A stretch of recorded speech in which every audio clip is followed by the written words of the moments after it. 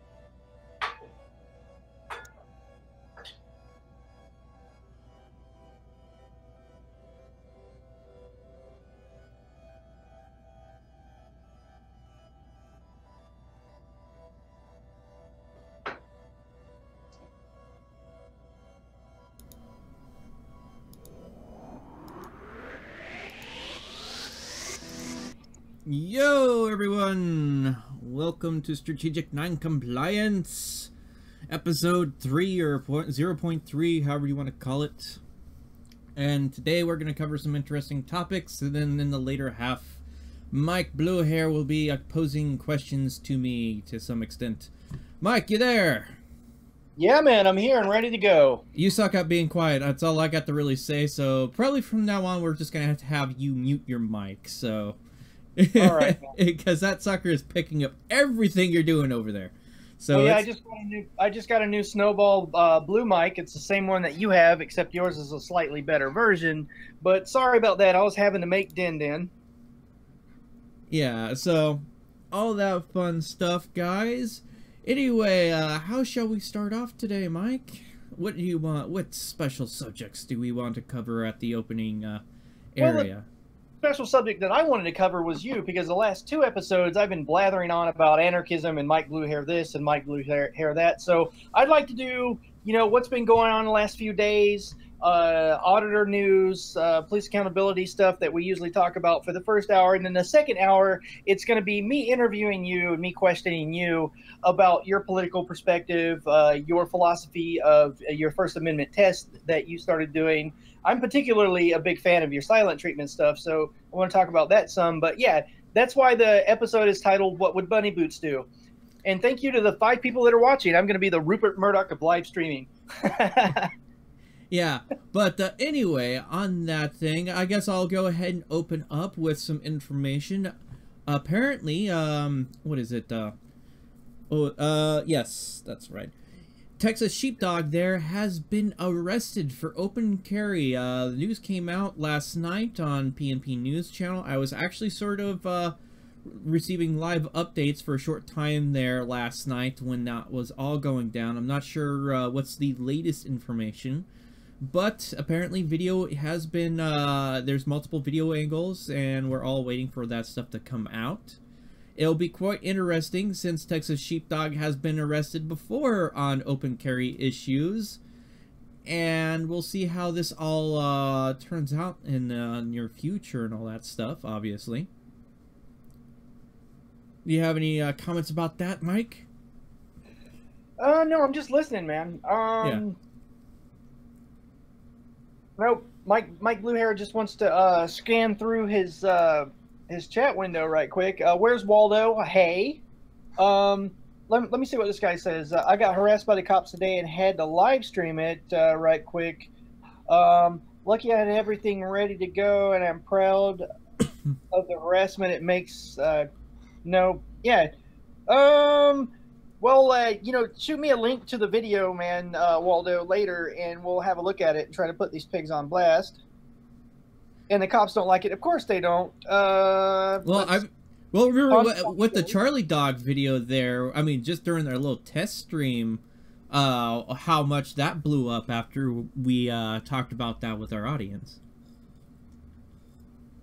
Yeah, I'm glad that both of our voices can compound together through the internet and bring more attention to some of these issues, because that's what I'm starting to shift my focus towards, trying to use my voice to help out other auditors and other cop watchers. So that's just freaking awesome, you know. Yeah.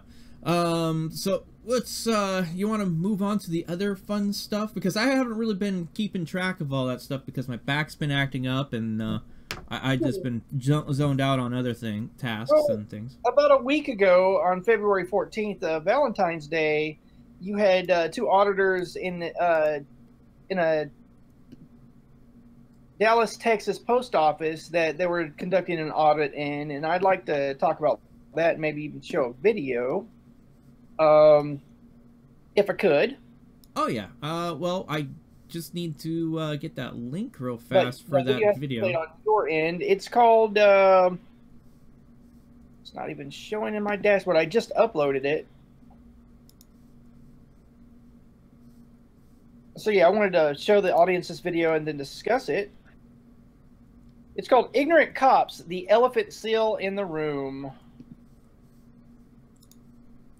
Yeah, I don't think you sent me that one yet. And it's basically News Now Patrick and James Freeman were conducting a First Amendment audit in a Texas post office, and it was going pretty much the way most audits do. You know, the employees of the post office were sort of unsettled. They were kind of laughing and joking around, and they called for Austin Police Department to show up. But or they called for the police. They didn't say if it was Austin PD, but U.S. Postal Service police postal inspectors show up and basically engage in bullying and almost arresting, James Freeman. They pushed him. They grabbed him by his wrist. They pulled his arms. They pulled him around. They just acted like bully thug goons. And I'd like the audience to see the video that I edited talking about their stuff. But, after watching this strategic non-compliance episode, I'd appreciate it if people would go over to James Freeman and News Now Patrick's YouTube channels and subscribe, because we need to support the people that are actually going out there in the world in, you know, flexing their rights, because when they flex their rights, they're flexing our rights for us. So without further ado, Bunny, if you can show the audience that video, that'd be just dandy. Yep, give me a second here. I'm just trying to set this up. Okay, so as large as I'm gonna get that, let's go ahead and make this visible to everyone else. You have to forgive me. I am still getting this set up. Yeah, thank you, Ponzi Zombie Killer, on my chat. Yeah, it was Dallas, Texas, the post office. Okay, I need to make a minor adjustment to this window because it's partially, our chat boxes are covering it up. So, okay, I can move that to here, and then I go back over to here and adjust the thing. No, that's not what I want to grab. I want to grab this one.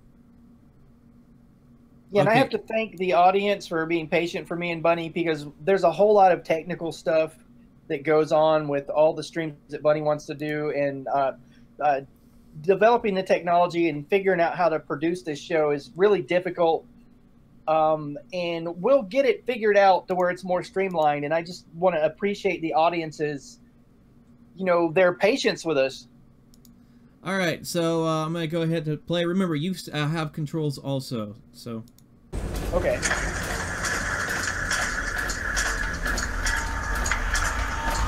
Hey, mute the audio on your side there somehow. Okay. Because I am getting echoed through the microphone picking it up from your computer. Or do headphones, one of the two. Let me know when I can hit play. Or you can hit the play.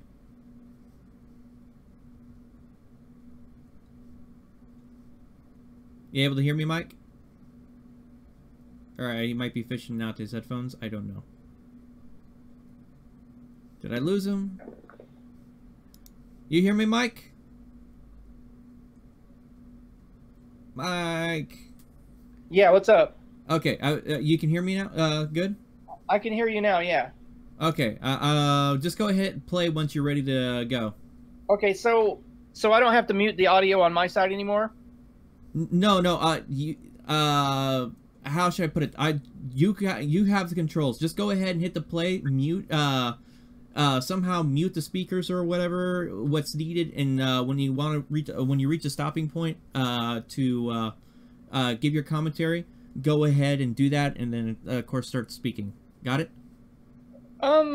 Yeah, and I do this from the YouTube Live dashboard, right? No, you do it from the Watch Together.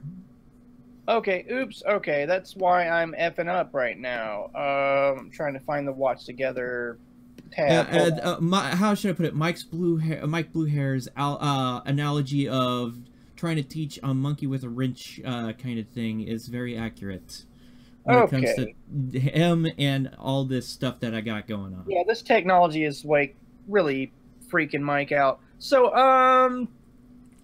how do I full screen it so the audience can see it? You can't full screen it. Okie dokie, so I'll just hit play and yeah. We'll let it rip. Without further ado, let's watch me giving these cops that were giving the auditors a hard time the patented Mike Bluehair treatment.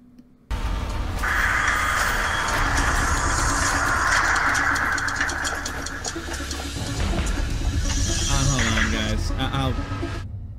I'll pause this here. Hey, Mike, do yourself a favor on the Hangouts window. Yeah. Yep. Do you see where the microphone is? Yep, just mute that. Mute that. Yeah, there we go. Okay, now we're going. All right, we have some First Amendment auditor news. On February 14th, Valentine's Day, James Freeman and NewsNow Patrick decided to do a First Amendment audit at the Dallas, Texas Post Office, Station A. When they arrived, they started filming without incident. Some of the employees of the post office kind of like, you know, were shy and kind of hiding. And it looked like the audit was going to go okay, other than the fact that the postal workers cleared the lobby and called the police immediately. But, you know, that's par for the course. Most of the time, the auditors just kind of wait for the police to explain to the ignorant people that they're auditing that it's a First Amendment right to do what they're doing. But then in comes what I can only describe as an elephant seal of a postal service cop that basically used his gut as a battering ram to shove James Freeman against a wall and just act like a goon, you know, just like this guy makes a schoolyard bully look good. So without further ado, let's get into excerpts from the video, and I will leave links to both videos in their entirety in the info section, and please do go and support the original uploaders and the original activists that actually went out there and put their butts on the line to face these tyrants so that everybody else could enjoy the Postal Service and maybe pull out a phone and take selfies of themselves or their lovers or their children and not be molested by micro tyrants trying to enforce rules and regulations as if though they're their own personal laws to use as a bludgeon to bully people. No, it's not the right thing. Freeman. Yeah. And we got two guys in here acting kind of weird. They have video cameras with their phones.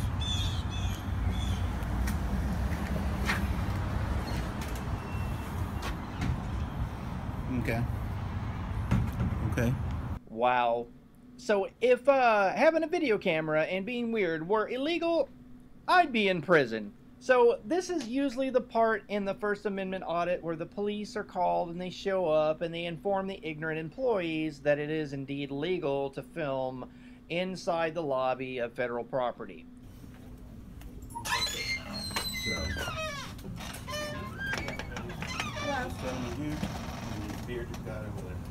All right, filming inside. Do you have your poster 7? Yeah, it's still in it. If not, it's over here. How you doing? Hey. I'm Officer Wister with the United States Postal Inspection Service, and you are, sir? I'd rather not say right now. You're doing this for a blog or something? Well, we have business here. I'm waiting in line, but nobody's there. Yeah, we're waiting in line. So you don't have any business in here. Hey, you know what? Your customer service is really poor. I'm standing here in line. Everybody has left the counter. Your personal feelings about what I'm doing. There's doesn't nobody behind the matter. counter. I've gotten in line here, and Here, you guys all let's come left. out here. Just Why come don't out you here. No, I'm standing in line. Feel free to come and serve your customers whenever you're ready. But I can guarantee you've got a bad review on Google so far.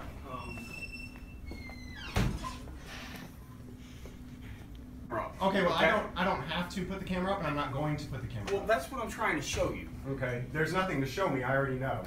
Okay, tell me And what you know. I can legally and lawfully film in any government building, any federal facility. Department of Homeland Security sent out a memo, I believe it was in 2010, telling all of them, stop kicking people out who have cameras out of federal buildings. You cannot do that. We can film anything we can see from a public space. That includes the lobby, anything we can see from this counter. The only place we cannot go and film is behind the counter.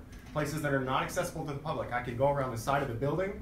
I can film. You're correct there. I can film into the back. I can come into But the. if you'll come read poster 7 with me, I will show you where you cannot be in this specific area of the post office unless you've set it up with a PIO. Okay, what's your name? I said that when I came in. Officer Wister. I'm sorry, I was over here when you came in. Officer Wister, Wister. serving since 1996 with the United States Postal Inspection Service. 96, and you still don't understand? What's your badge number? 8259. 8259. And what's your position? Officer? Yes. Okay, is there a supervisor who can help explain this to you? My supervisor sent me here to have you guys. All right, Mike. I had the pause it right there. I had the pause it. I'm gonna blow up here. My fuse has cut short on this one because of my lack of sleep and my wanting to talk about this a little bit more. You gotta unmute yourself if I'm gonna hear you talking, man. Or you step away. All right. Yeah, Bunny, jump right in. That's why we have this technology. So, and we're doing the show together. So, what do you want to bring so far? Okay. Now, as is, he cited the DHS memo from 2010. The DHS memo is just clarifying a CFR, that's a federal regulation that specifically states if there is a rule, policy, or other kind of thing set up in place that restricts the filming on the inside of a federal building, that those are in play.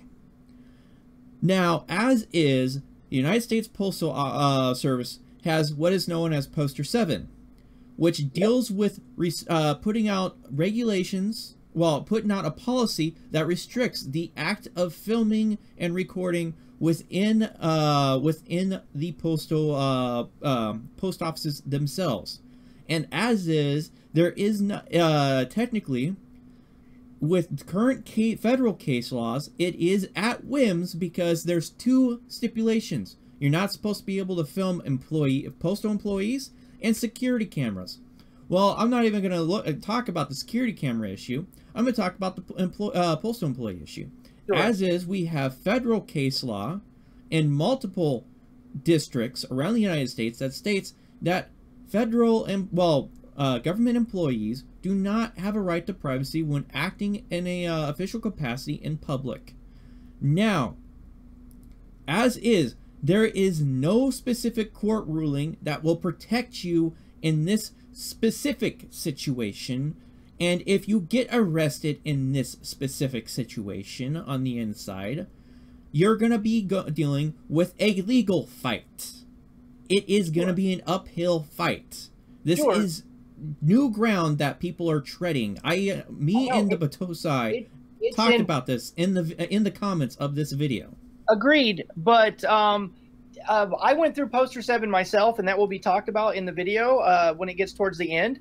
Yeah. But Poster 7, in the right column, when you read it, it talks about the actual U.S. code, and the wording itself explains that the DHS memo is actually correct, that you do have a right to film inside, but that language will be explained later towards the end of the video, and I think the language is very interesting, and the language of the memo itself, you know, is going to be very important when someone actually does get arrested and takes this into the court, because, you know, dear viewers, a lot of people that are seeing this don't understand the actual reason for activism. In my humble estimation, Bunny, the reason for us pushing these limits and getting arrested is so it does get into the court, so that we can evolve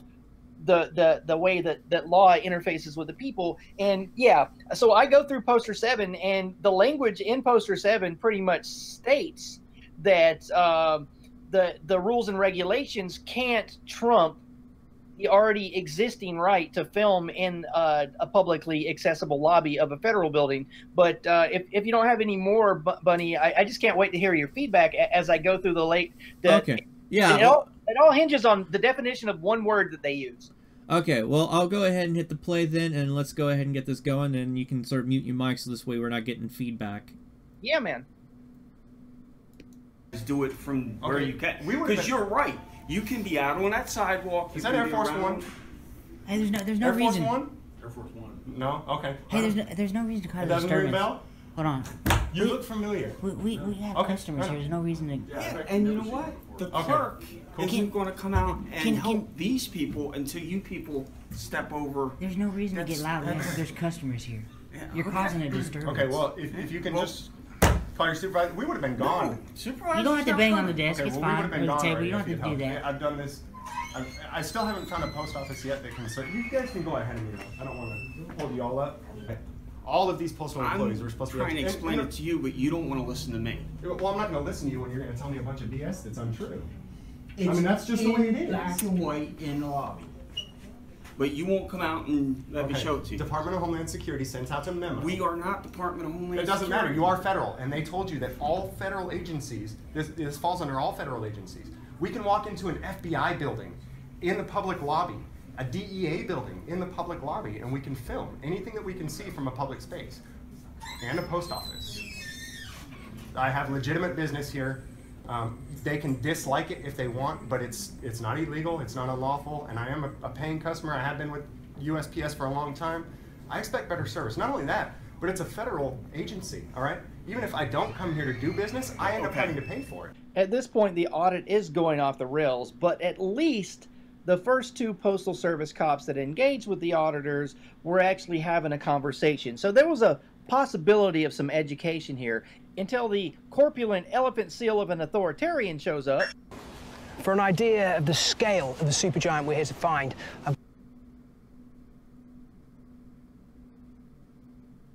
Hi, gentlemen. Hey, how's it going? No, you're going to leave property now. You're on postal property. This is not federal property. it's important to respect their personal space. Elephant seals rarely cross paths with people. Homeland Security does not govern the Postal Service. So you're going to leave property and we're done, okay? You're not even going to No, be I'm not gonna professional and shake your shake somebody's No, hand? I'm not going to What's shake your your name? hand. Okay. What's your name? Officer Brown, 7628. Out the Officer building Brown, now. 7628. That's right, out the building now. Okay. I'm going to put cuffs on both of y'all here in just a minute. Okay? Out of the building now. You can go out to the street. You can go to public parking lot and film all you Hey want. guys, we need a call up here. What's the address here? I don't know. Well, Get Out the now. address, I'm trying to be please. civil. No, no. What Out now. What I'm trying to ask you Out. is, States Post Office. now. what Officer says we Brown can't with be the in Dallas here? Police Out Office. now. What says we can't be in I'm here? with the United U.S. States Postal Police. Postal Okay, United out States now. Postal Police. Yes, right. Okay. Out now. We're not discussing this What? No, now. is this not publicly accessible? This is not public property. It belongs to the United States Postal Service Okay, and who owns the United Poster States? 7, Okay, who owns the Postal Service. Oh, so is it not public property? No, it's not. What's the address Okay, here? so it's, I have no idea. It's not publicly It's not accessible. public property. Okay, we need the address. It's not publicly It's, accessible. McDonald's is publicly accessible, but No, they no, can but tell that's you. privately owned. Yeah. And the Postal That- Service no. is It's not, not privately owned. It doesn't matter. Out now. See, Out now. It's not You have a privately owned. supervisor? Yes, I do, but you're not going to talk to him until you after you're out of the building. You better. Yeah, you need to be very careful what you do. All right. You have exactly 5 seconds to step out of the building. I'm gonna warn you at this point that what you're doing is unlawful, It's and not any unlawful. assault on me will come not back on unlawful. you personally, not as It an is officer. unlawful. Out of the building now. Stop threatening me. I'm not threatening you. Stop moving. All right. You have exactly 5 seconds to step out of the building. or I'm I'll put cuffs on you. gonna warn you at this point that what you're doing is unlawful, It's and not any unlawful. assault on me will It's come not back on unlawful. you personally, not as It an is officer. unlawful. Out of the building now. Stop threatening me. I'm not threatening you. Stop moving at me. Stop. Stop. You're under arrest. Right For now. what? For trespassing. I'm not Public property. trespassing. Yes, you are. It's federal property. It is postal property. Stop. And you are under arrest.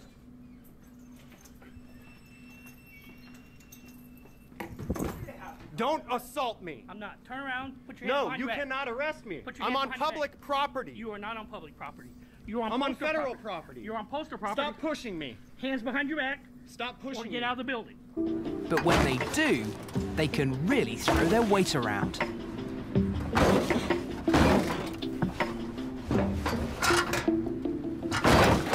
Right now.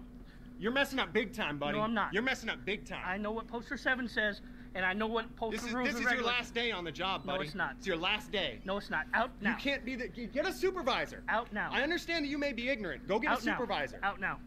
Out now. Okay. Turn around, hands behind your back. Don't touch me. Hands behind your Don't touch me. back. Hands behind your back. Or get out. Okay. You're gonna refuse, Sam. Go. No, hey, you're not. You're going to be personally responsible for your own actions. If he tells you to do something, you're still responsible for your own actions. Out the Stop door. pushing me. Out the door. Get off of me. Out the door.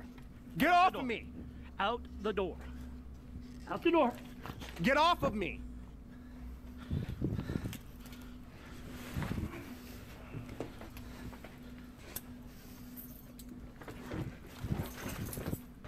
You're under arrest. Come on. It's not worth it. You're going to federal jail. Call your supervisor. I don't need a It's supervisor. legal and lawful for me to be No, here. it's not. Poster 7, rules and regulations governing conduct on postal property say you cannot. Say that I can be here. No, it does not. This is so infuriating to watch. These tyrants have laid hands on this man and assaulted him for doing nothing more than exercising his First Amendment right in a public space. It's been long established, and it's understood by the law that U.S. citizens have the right to film in any publicly accessible area inside a federal building. And now I'm going to break down exactly why these pigs are acting outside the color of authority of their badges. Long story short, what this really comes down to is a lack of an understanding of the distinction between rules and regulations and law. These Postal Service cops kept referencing something called Poster 7. Well, let's have a look at Poster 7, shall we? Well, if you bop on over to the Postal Service website, you can check out usps.com/posters/blah blah blah. I'll leave a link in the description beneath, and you'll find rules and regulations governing conduct on Postal Service property. Now, I read through this thing about 4 times. The only reference to filming I can see is right here, and it references photography. So let's have a look at it. Photographs for news, advertising, or commercial purposes. Photographs for news purposes may be taken in entrances, lobbies, foyers, corridors, or auditoriums when used for public meetings, except when prohibited by official signs or security force personnel or other authorized personnel or a federal court order or rule. Other photographs may be taken only with the permission of the local postmaster or installation head. Okay, that's pretty straightforward. So when you read this at face value, it sounds like those Postal Service cops are absolutely in the right. But let's look at what else I found in Poster 7. Alright, in this sidebar here on the right that I've highlighted, it says penalties and other laws. See, the actual U.S. codes and the laws are mentioned on that right column. Okay, penalties and other laws. Alleged violation of these rules and regulations are heard, and the penalties prescribed herein are imposed either in a federal district court or by a federal magistrate in accordance with applicable court rules. Individuals found guilty of violating these rules and regulations while on property under the charge and control of the Postal Service are subject to a fine as provided in 18 U.S. Code 3571 or imprisonment of not more than 30 days or both. Nothing contained in these rules and regulations shall be construed to abrogate any other federal laws or regulations or any other state or local laws and regulations applicable to any area in which the property is situated. Eureka! There's a sentence that jumps right out at you. Nothing contained in these rules and regulations shall be construed to abrogate any other federal law or regulations or of any other state or local laws and regulations applicable to any area in which the property is situated. Let's look at the word abrogate, shall we? Abrogate. Verb. Formal. Repeal or do away with. A law, right, or formal agreement. A proposal to abrogate temporarily the right to strike. Synonyms: repeal, revoke, rescind, repudiate, overturn, annul. Okay, so basically any of those rules and regulations just go right out the window as soon as they go trampling on any federal laws or rights. You know, like the long established right to film in federal property, in lobbies, and in foyers and whatnot. So here is the law abrogating, since we know what that word now is, or at least those Postal Service workers, I hope they're watching this, those Postal Service cops. Now that you know what the word abrogate means, you can stop overstepping your goose-stepping and stop trying to blubber punch with your big fat gut like activists out of a foyer conducting nothing more than their First Amendment protected rights. And this is what we call Postal Service Cop Education Week. You people should be stripped of your qualified immunity because you can't bother to look over the rules and regulations and how they're affected by the actual laws that I'm sure you swore an oath to protect. You know, it's that little thing called the Constitution. See, your uniform, your stupid costume doesn't give you authority. You're supposed to act as a proxy for the Constitution. The Constitution's not a proxy for you or your ego, so you shouldn't be shoving people around with that enormous, corpulent, obese gut of yours. End of rant. Thanks for watching, guys. If you're watching this on Steemit, hook me up with an upvote or a resteam for police accountability.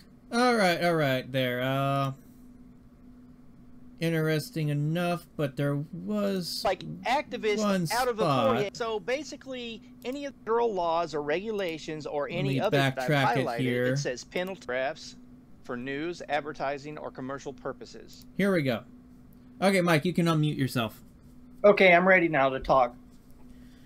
Okay, so I've seen, like, this is probably the third version of Poster 7 I have seen. I wonder if this is the most recent, because there was one that specifically was saying that employees and staff were not allowed to be filmed, security cameras, and then, of course, people's mail. Well, that one was the 2016 version. It's the most recent version that's on the U.S. Postal Service's website. Okay. Yeah, as I said, they got a couple different versions floating around out there, and they hand out different ones depending on which post office you go to also. Yeah. So it's not quite entirely unified at the actual individual offices sometimes. They're meant to be posted on the inside. That's why they're called posters. They're meant to be posted on the inside so people can read them. All right. So let's go ahead and go back over this. Photographs for news, advertising, commercial purposes. Photographs for news purposes may be taken in entrances, lobbies, foyers, corridors, or auditoriums when used for public meetings, except where prohibited by official signs or security force personnel or other authorized personnel or federal court order or rule. Now, here's the thing. I'm pretty sure staff would technically count as authorized personnel. Usually a post office will have a head honcho that would count as their, what was it? The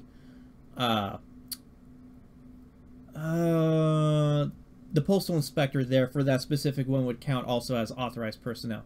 And the thing is corridors, auditoriums used for public meetings. Okay. So here's the other part. I'm going to go ahead and you'll probably need to look at this on the regular live stream here. Okay. But I'm going to go ahead and post, well, bring up 41, Title 41 CFR 102-74.420. What is the policy concerning photographs for news, advertising, and commercial purposes? This is the federal regulation, the de facto federal regulation on this issue. Except where security regulations, rules, orders, or directives apply, or federal court order or rules prohibit it, a person entering in or on federal property may take photographs. And the key word is, the keywords are opening, right in the opening sentence right here. Except where security regulation, rules, orders, or directives. In which case, security regulations, that's rules, those two areas right there are pretty much covered by that post office. If they say you can't film in here, well, they're standing with the CFR. And this is covering all, this is the CFR that covers all this. And that beginning part right there of the, of Poster 7 pretty much does the exact same thing. It almost mirrors this CFR. And of course it gives the places where you can do all that with Section C, building entrances, lobbies, foyers, corridors, and auditoriums for news purposes. So this is, and as I said, this is at contention with the case law, and this is where the big huge gray area is, where people can get arrested if they don't know their legal issues around this very well. Right. And that's why, in my opinion, if he literally did get arrested and hauled off to jail, the USPS officer there would have legal standing for that arrest, and he could have easily been hauled off there. And that's part of the reason why me and the Bateau side commented. It was only in the James Freeman video about that, how this is not a safe, I mean, it's a very risky position to do this if you don't know what the hell you're doing and what you're getting into. There's all, yeah, I think that the activists need to understand, you know, the risk involved. You know, other auditors shouldn't just emulate this without doing their research. But if you're out there and you believe that you're willing to go to the mattresses on this one and get arrested and take it into the courts, then go for it, in my humble opinion. But if you're not willing to be arrested over this issue, I would err on the side of caution, like Bunny Boots is talking about. But but the use of the word aggregate is you have to admit that's pretty much saying that their rules and regulations are moot against other protected rights. I mean, do you not see the logic of that, Bunny? Well, hold on. Let me mute this as I think this mutes it across the board for us. As I move this back forward to, well, the thing is that's I mean, that's a different subsection. That's dealing with penalties. That's actually how you would be punished. That isn't the actual one. Right, but if they if they try to establish that punishment, like it's not going to work because of the use of that word. You know, like I really think that if somebody went into the courts with this, I think the courts would side on the side of the auditor. But that's are you sure? Because I mean, we've seen in times past where they haven't, and in fact, how should I put it? I think if they would be fair and take into account the spirit of the law, that they would rule in the favor of the auditor. But you're right. It's you know, if the judge is a copsucker, then no. You know, the auditor is going to get screwed and end up spending the what is the maximum there? It's like 30 days. 30 days in jail over it. So, you know, there's a month of your life gone. Yeah, but, and you don't get a public defender for 30 days. You have to fight this one on your own, or you pay for your own lawyer on this one. You don't get a public defender, or as some people call it, public pretender. With federal? Yes, no. With this one, because it's under 30 days punishment. Remember, I went through a similar court case. Oh, so they made you have to pay for your own civil lawyer? In this case, yes. Oh, that's horrible. Remember, because as I stated, I was looking at similar penalties when I was dealing with the federal courthouse / visitor center in Anchorage, Alaska.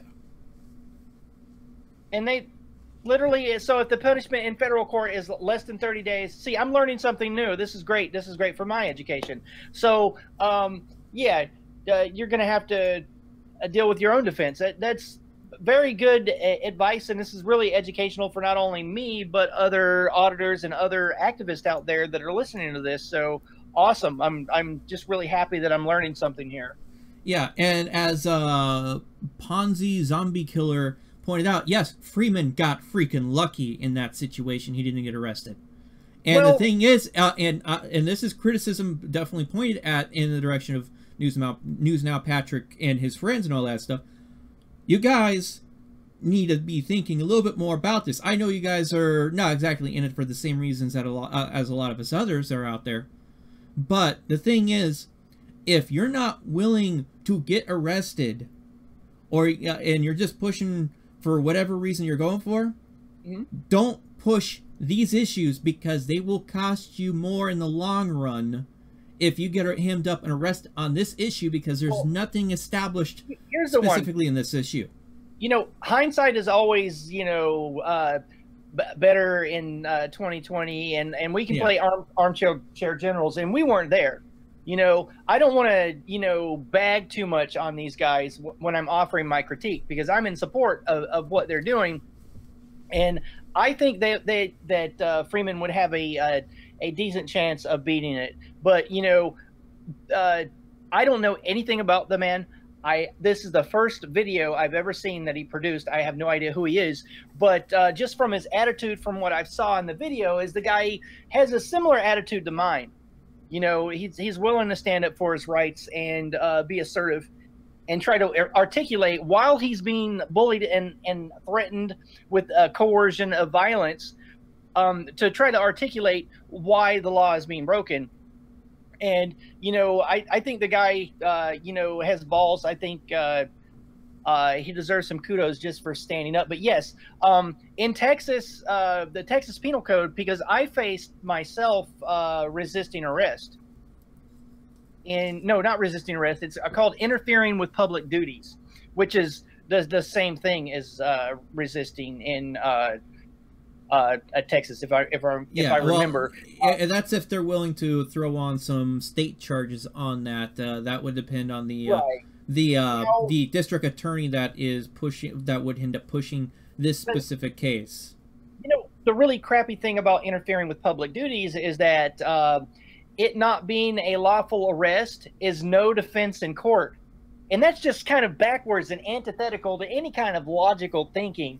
But yes, like interfering with public duties, even if the cop says, hey, I'm going to, I have reasonable articulable suspicion that you're a radioactive bumblebee from Fukushima, and that's a violation of a fictitious penal code, and you're under arrest now, and you fight that arrest, you can be just charged with resisting, and the court will just ignore all the BS that the cop said. And that's just incredibly crazy to me to think about. And the resisting arrest laws and the way they're interpreted, not only in Texas, but in Oregon is the same thing, and many other places. And it just makes my brain hurt to think about that. Like, I've talked to cops about it before, you know, off the record and off camera, and the officers tell me, well, that's designed to protect the police because, you know, if people thought that if it wasn't a lawful arrest, then they would fight us.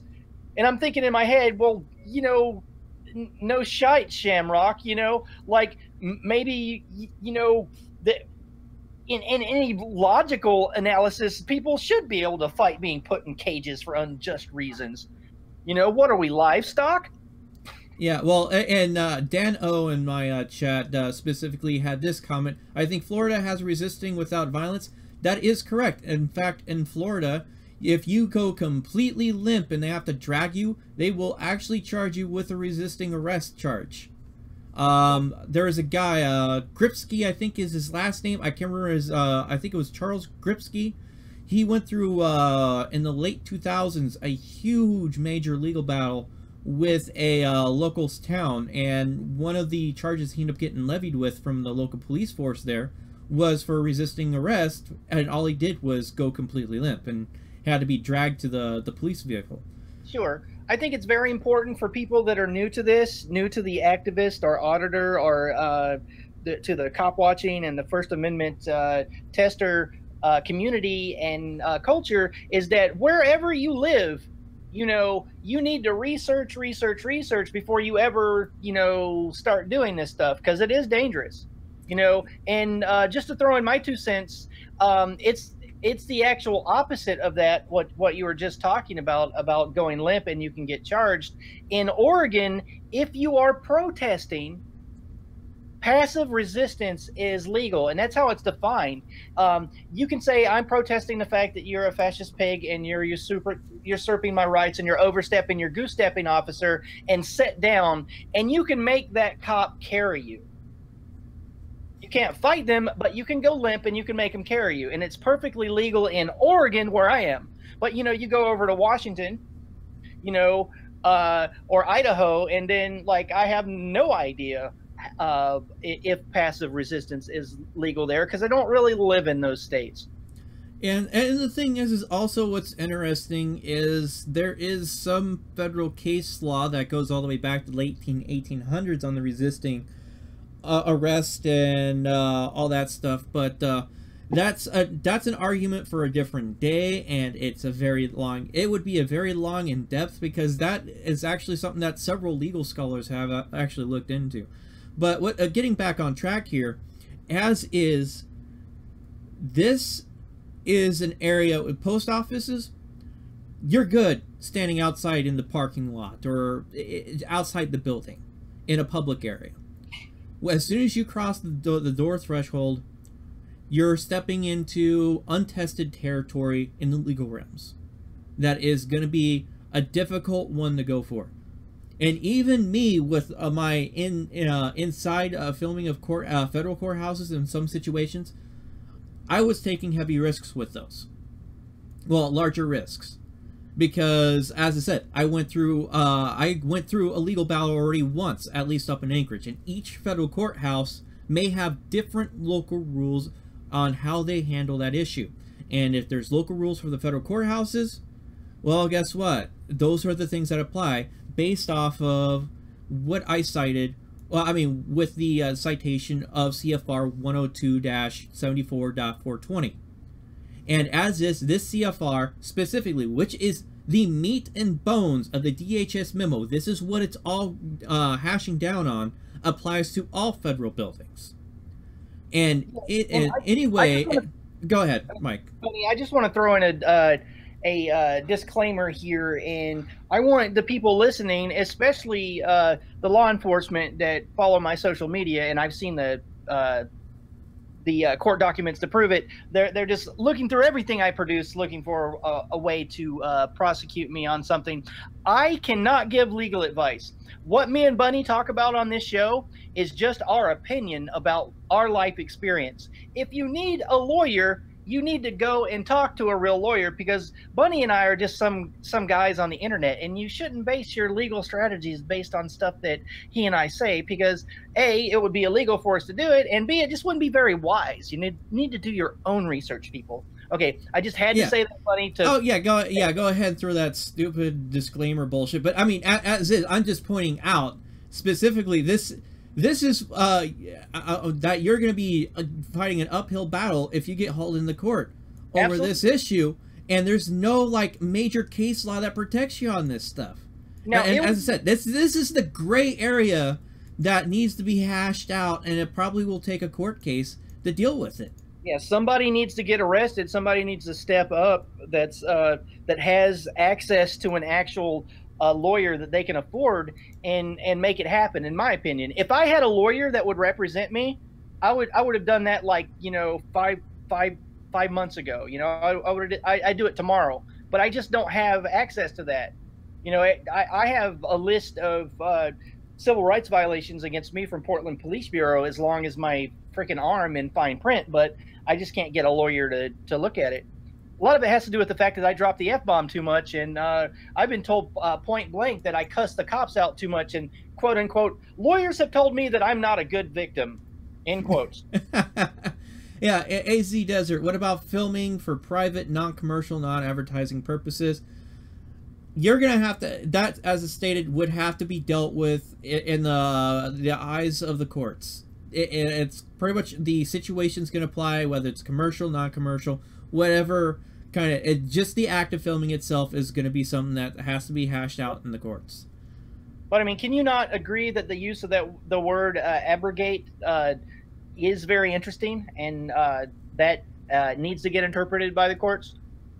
Because it deals with the penalties. They're not going to be they're not going to be able to implement those penalties, you know, because of the fact that the what is it? It's the body of the crime. It's the evidence against you is the corpus delicti. So that would be the person breaking the quote unquote rule or regulation, right? That would be the body of the crime. So I don't know. I just think that, I mean, what are your thoughts about the way that word is used, Bunny? Honestly, am I misunderstanding this? If I am, that's well, it's not the word itself. What I see as an issue with that is it's in a different area on the poster itself, and it's dealing specifically with punishment. It's not specifically dealing with that policy. And as I said, that policy falls within the CFR that I have cited here. Well, go back and read what it says, though. But it makes reference to all the policies and rules. Read it. Seriously. Yeah, hold on. And also, I want to cite mention this comment. Ed Hartgrove, Arizona Desert News Poster 7 addresses other. He put in quotations, other photographing. And as I said, yes, the Poster 7s throughout the country are not they're not all together the same within each post office, so they might differ in their wording and all this stuff. But yeah, I'll go ahead and go back. They're not universal. Yeah, the one I looked at was the 2016 one. Okay. Yeah. Okay. Found guilty of violating these rules and regulations, applicable court rules. Individuals found guilty of violating these rules and regulations while on property under the charge and control of the Postal Service are subject to a fine as provided in 18 U.S. Code 3571 or imprisonment of not more than 30 days or both. Nothing contained in these rules and regulations shall be construed to abrogate any other federal laws or regulations or any other state or local laws and regulations applicable to any area in which the... Let's look at the word abrogate, shall we? Yeah, well, here's the deal. Nothing contained in these rules. That refers to everything in the rules and regulations. Am I not understanding the thing is this doesn't repeal or go over because, as I said, this falls in line with 41 CFR 102-74.420. Okay. So yeah, I mean, you thought you found a gotcha, but in my opinion, it's not a gotcha. Okay. Well, I think it's interesting. It also says that nothing contained in these rules and regulations shall be construed to abrogate any federal laws or regulations of any state or local laws. So if there's anything in the state constitution that grants a protected right to film in a public area, right, then that's your gotcha. So you have like two possibilities in that. But like I said, I'm no lawyer, and that's just my understanding of it. Yeah, well, the thing is with that, you would have to find that you'd have to take that to a legal fight, and you have to find a state that has a law like that. The only one that might have something like that would probably be Colorado.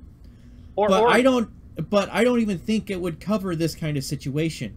Yeah, I want to read what I'm going to do for fun later. Probably tonight is I'm going to go over the Oregon Constitution where I live, because the Oregon Constitution's rights of freedom of expression and freedom of speech is quite a bit.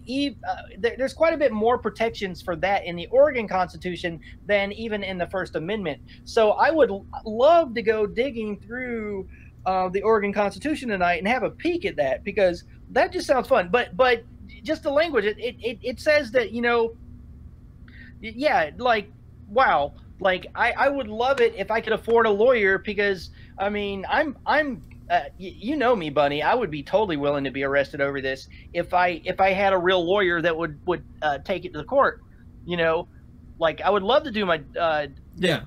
Well, as is you're looking at a similar situation like Travis Hines is going through over in that one Oregon town, Coriolis or something like that. That's southwest of me, where the judge sat there and ruled against them just because she didn't like people who filmed police, and you can and that is from his testimony only. We don't have any backing documents, and so it's hard to say if that's entirely what happened in that specific court case. But yeah, as is, the courts, you will have judges that will allow their biases to cloud their judgment, specifically on rulings. Sure. And then, the obnoxious thing is that in Oregon, if you repeal something, if you appeal something, repeal, that's yeah. Great. I've had 6 hours sleep in the last 24. But if you appeal something, take something to the appeals court or petition for an appeal of a ruling in Oregon, you have to wait 5 years before they even look at it. So but I think we need to put this one to bed, Bunny. And yeah. We've pretty much reached about 45 minutes about talking on this one, and I know you're itching at moving on to the next topic, and it would probably easily segue into questioning me on other things. Absolutely, because that we're gonna if we have to go over the 2 hour mark on this one, that to get in at least an hour of what would Bunny Boots do, we're gonna make that happen. But I think play the other video, the children's buys lots of tyranny, and I have to go into the kitchen and flip some food over. Okay, go ahead and hit the mute on your on the mic thing there for and I'll go ahead and let this one play, and you got like 10 minutes. And Bunny Doo, please pause the video and add commentary as you will. Okay.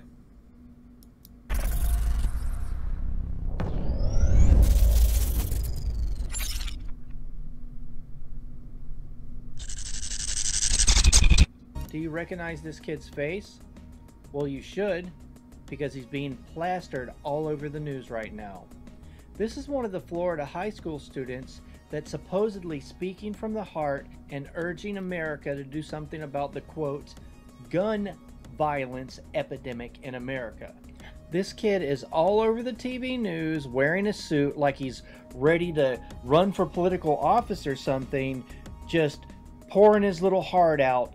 What you're not seeing on the TV news is the fact that this is all scripted. This kid is reading from a script, and I will prove it. What you're about to watch is excerpts that were taken out of the original news broadcast that weren't usable because the kid was going from a script and he forbled with his lines. I'll actually pause it and let you listen to his coach helping him with what to say in just a few moments here. But let's watch the video and you can judge for yourself. Fire alarm earlier that day, and that was a drill, so we thought this was a drill too, just another one. Because we have a lot of fire alarms, a lot of fire drills at the school. After we heard the first gunshot, we initially thought it was a drill. Actually, that was a bad choice. It's okay, you're fine. Actually, that was a bad choice because the janitor, sorry. It's okay, you're fine, David, you're fine. Honestly, when I was going out, I was kind of in, I wasn't, hold on. When I was going out, I was in shock. Listen carefully. What you're about to hear is someone off camera coach this kid and feed him the line, and I quote, say, I don't know how to put this in perspective. And anybody out there who's astute in body language can tell you that this kid is running off of a script and he's messing up on his lines. So listen for it. Say, I don't know how to put this in perspective. Saying I don't know how to put this in perspective. So most of my friends that made it out, one of them went into a bathroom in the same, I believe in the same hallway as the shooter. Oh, hold on. One of them went into the same bathroom, I believe, as the hallway shooter.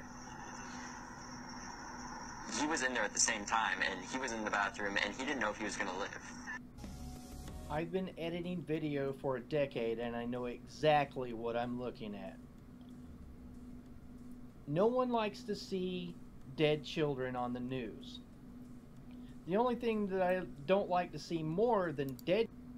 I'm gonna stop here, and as one of you guys already pointed out, look at his eyes. Yes, he's constantly looking over at something when he's pausing, looking for a confirmation or something like that. But also I want to point out that you can see there's a lot of jump cuts here. Now, I don't know if this was from Mike's doing or if this is from the source that he got it from. So you have to take this with a grain of salt, in a way. But there is a lot of editing going on within this short clip here. Dead children on the news is when political hacks and politicians use the blood of children and manipulate kids into furthering their political agenda.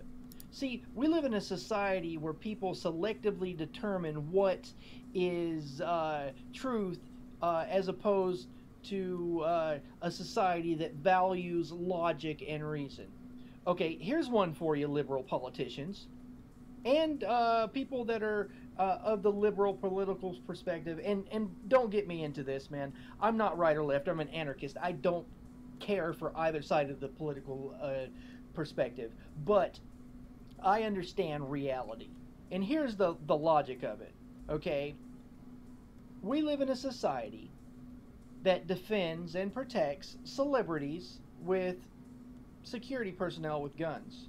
We live in a society that protects our borders with security personnel with guns. Our society has 800 military bases in 70 countries defending our quote-unquote interest with men and women with guns. We defend our politicians and protect them with people with guns. And somehow that same society thinks it's okay to protect our children with a little plaque that says gun-free zone. You see, if you look at all these spree shooters and all these mass murderers, they're all killing people in areas where they know they won't have any resistance.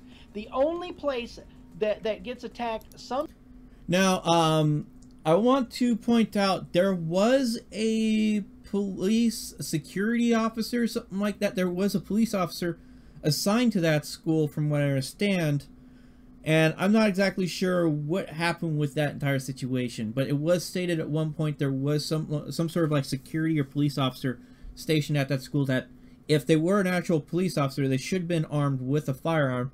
And I don't know what caused them not to be able to react properly for the situation. There's been no media statement that I could find so far of what happened to the school resource officer. But yes, they had an armed school resource officer there that failed to do his job. He's supposed to see, the school resource officers are basically handcuffing 8-year-olds for making you know, little drawings of guns, or, you know, detaining autistic kids, you know, and getting in the news. And you know, when I was a kid in school, in grade school and in junior high, the principal and vice principal would walk around in the hallways and you know, keep kids from smoking in the bathroom and whatnot, and all that petty stuff was handled by them. Now they want the school resource officer, this armed agent of the state, doing it. For what reason, I have no idea. The original reason for putting school resource officers in the schools in the first place was to defend the border of the school, to make sure that, you know, crazy people and pedophiles and stuff like that don't molest our children. But, you know, they're not doing that. And I bet you dollars to no nuts that guy was looking under the bleachers for kids trying to smoke or something, you know, when he should have been out there, you know, shooting this kid with a rifle, or this, you know, 19-year-old teenage kid with a rifle. That's what he should have been doing, you know, was, you know, using the force of the state. You know, that's the logical reason for why we supposedly have these gang members, these blue ISIS guys around. And, you know, if it's so infuriating, but I'm going to shut up now. Okay, I'm going to hit the play then. Oh, Mike, you see the little speaker on the bottom right-hand side of the window player for the Watch Together? If you can turn, that allows you to adjust the volume on your side.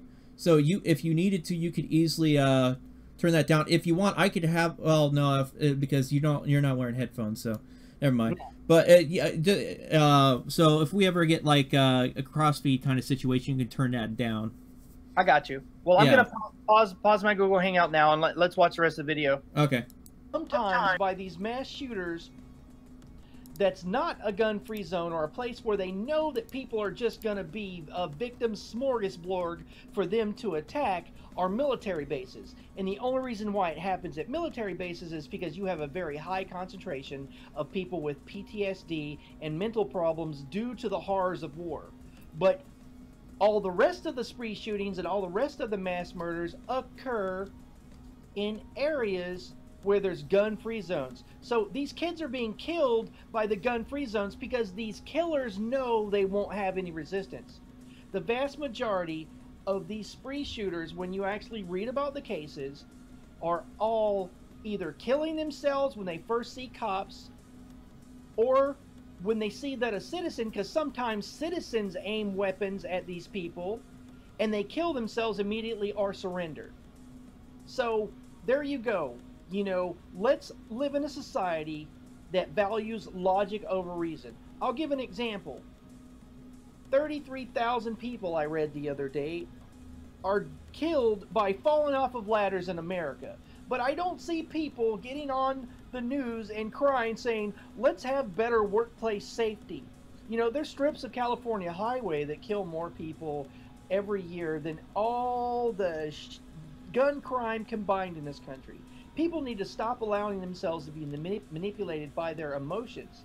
See, politicians will never let a crisis go to waste, and they will always step in and provide you a solution to make you feel better. But the solution equals more tyranny.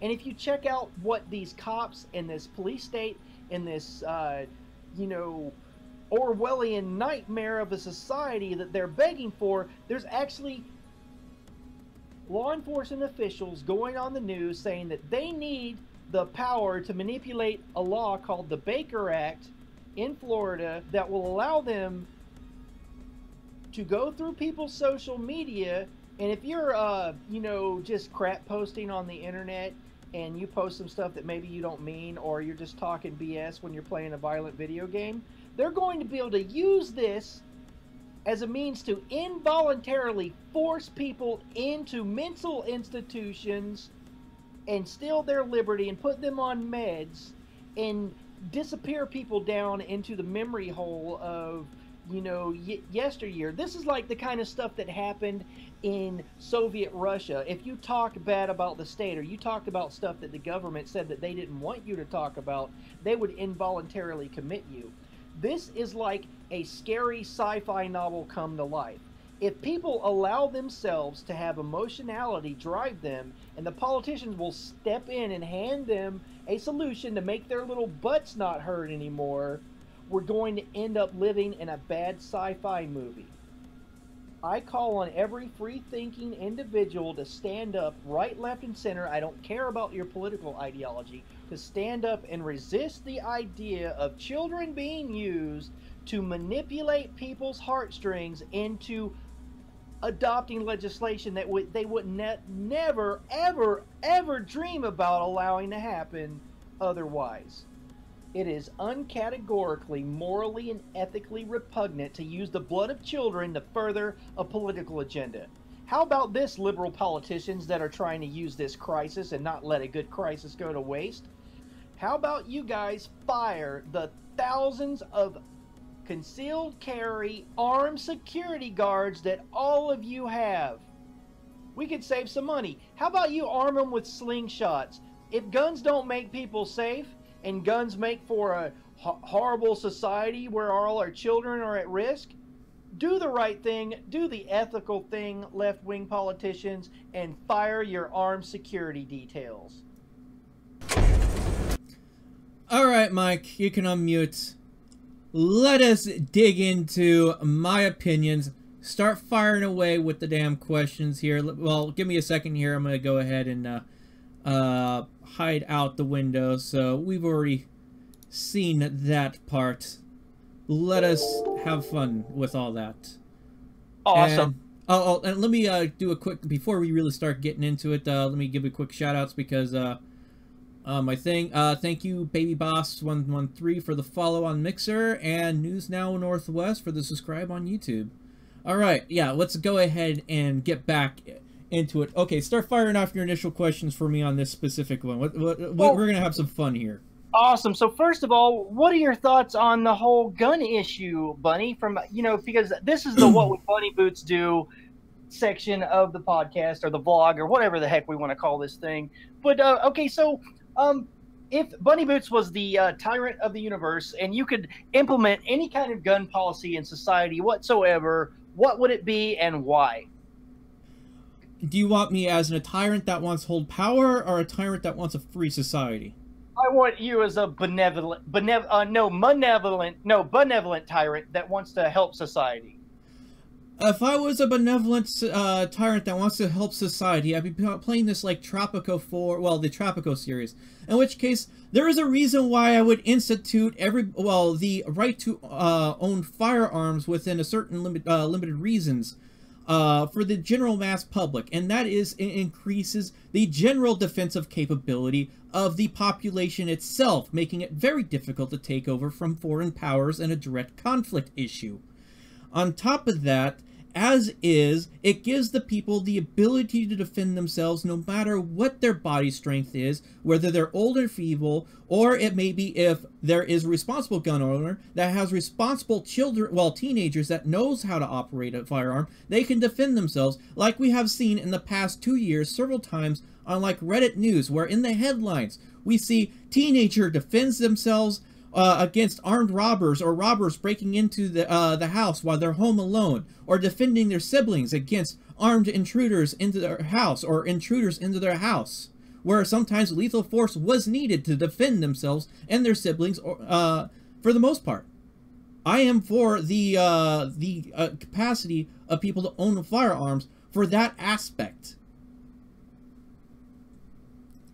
But also, how should I put it? I'm also for the limitation on who gets it within reason. Like if there's someone that has a mental issue that precludes them, well, that would preclude them in this kind of situation from owning a firearm. Like this teenager who had just turned, well, had turned 19 years old, had obvious mental issues, was seeing a therapist, and was pretty much voted by a lot of his classmates to be a school shooter. In fact, he even had statements that he wanted to be a school shooter.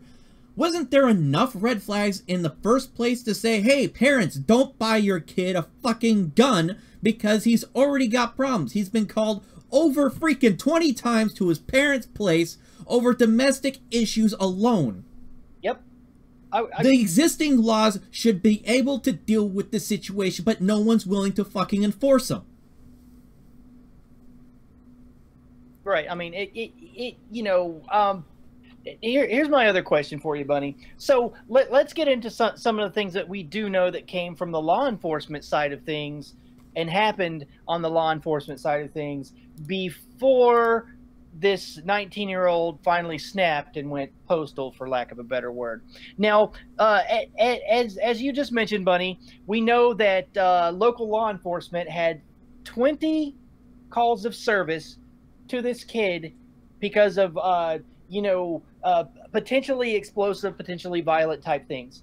We know that the FBI was alerted and told that this guy's making statements about killing people. And the FBI failed to launch any kind of investigation. We know that the school officials knew that he was known to be to have been expelled, and the school resource officer, in the school administration, still somehow let him get into the school.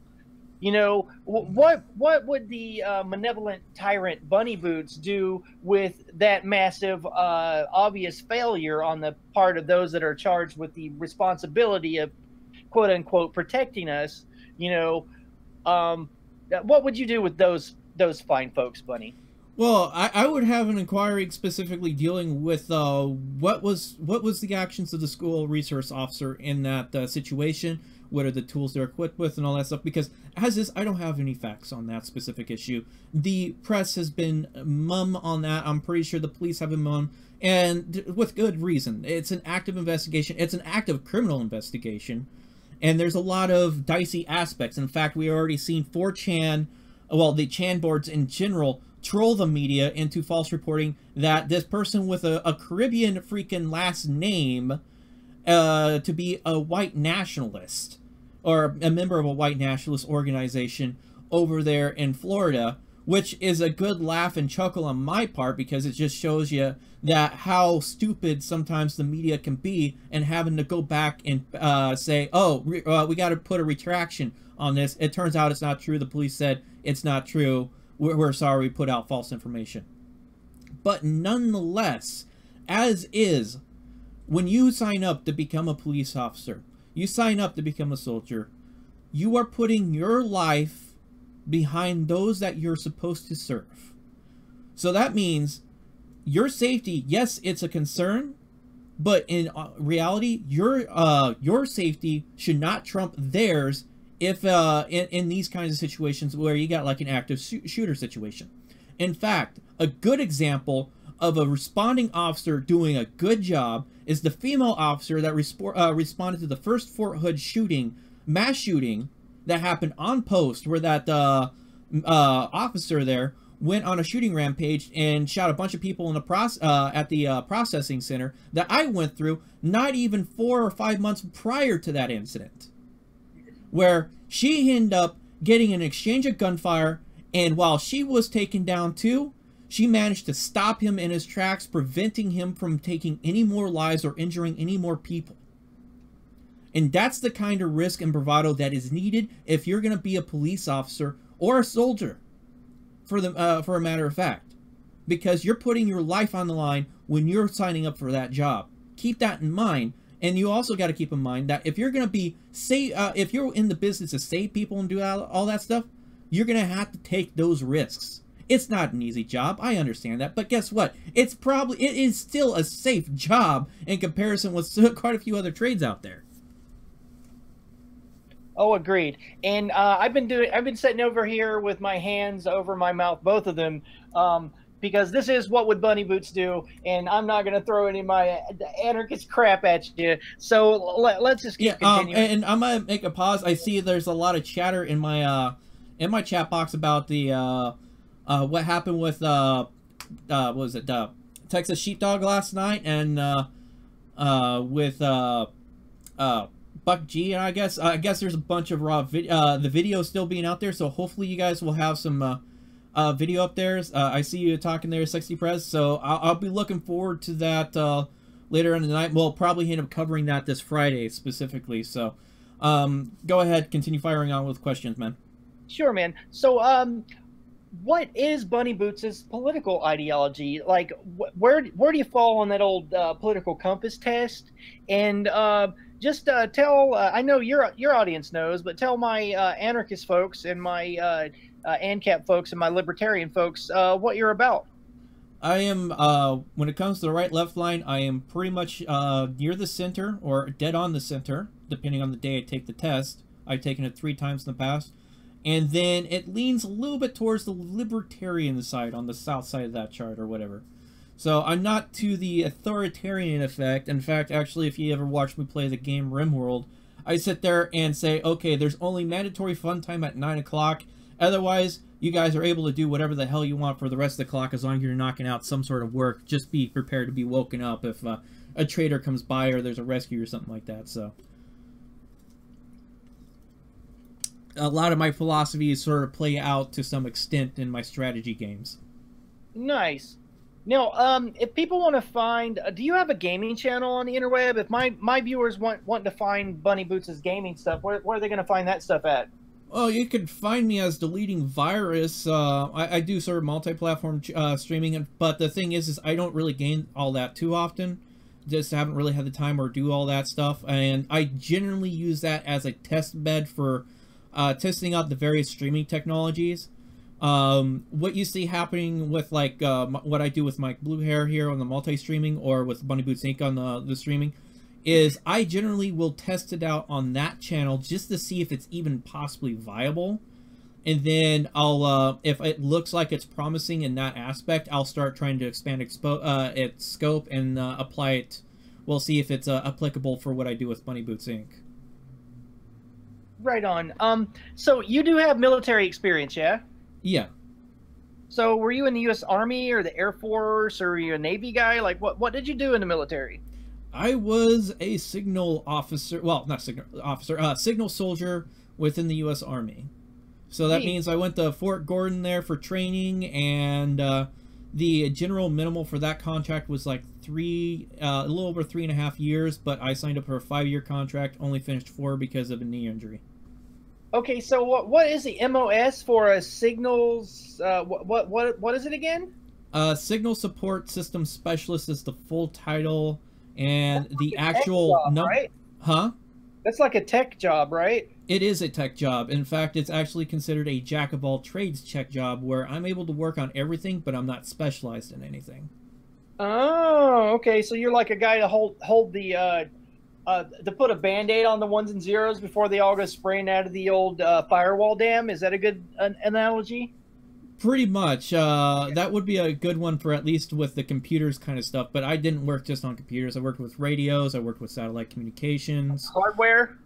Wow. Yeah, as I said, it was a jack of all trades. It literally, if I had some form of training at some point, if it squawked any kind of signal information between 2 different devices. Okay, so here's one for you. Most of the activists that I know, Bunny.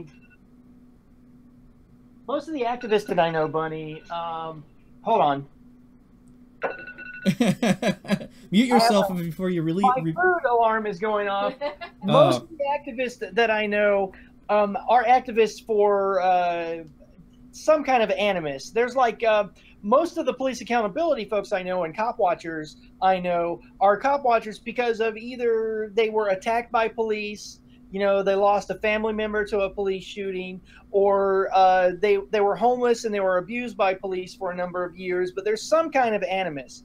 And from my perspective, you know, and I don't mean to sound insulting at all, but when somebody goes into the military, they're pretty much a conformist in our societal norms. So what events or thing that happened to you in your life that changed you from this person that's part of the system to, you know, that beautiful, subversive, silent treatment giving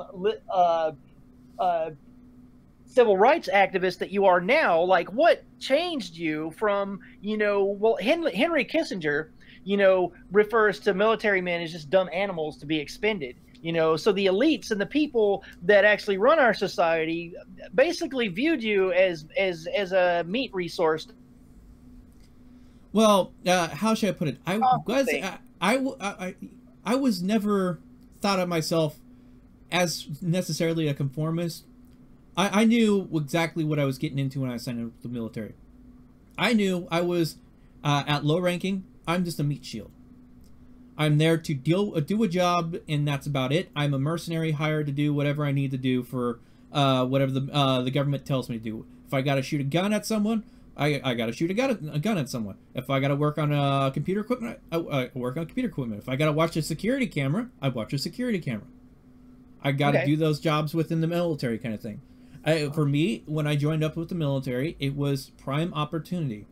I joined up at pretty much the height of the troop draw-up, where they're handing out bonuses up into the 30,000 range, $30,000 to $40,000 range. Huh? About what year? That was 2007.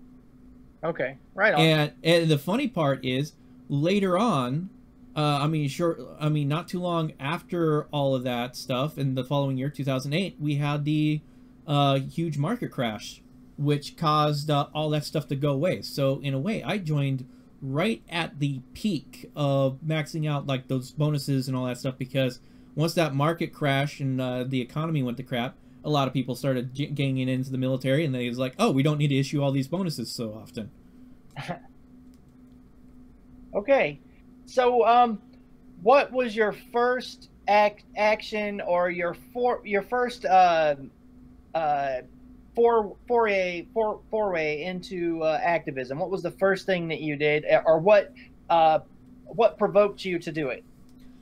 How should I put it? Doing the filming stuff with the police actually wasn't a direct route. What I started with was dealing with politics, and it was actually during the Occupy Wall Street kind of thing. In fact, I sort of have, in a way, I feel a little bit of a kinship with Tim Pool, because we both sort of started our foray in our various media expenditures because of Occupy Wall Street. My specific thing, though, was when Scott Olson got shot in the head with a tear gas canister and was given permanent brain damage for the most part, and all he was doing was standing there when that happened. And then when people went to rescue him, the police intentionally threw a stun grenade, or, well, a flashbang or a stun grenade in the middle of the group that were trying to help him out.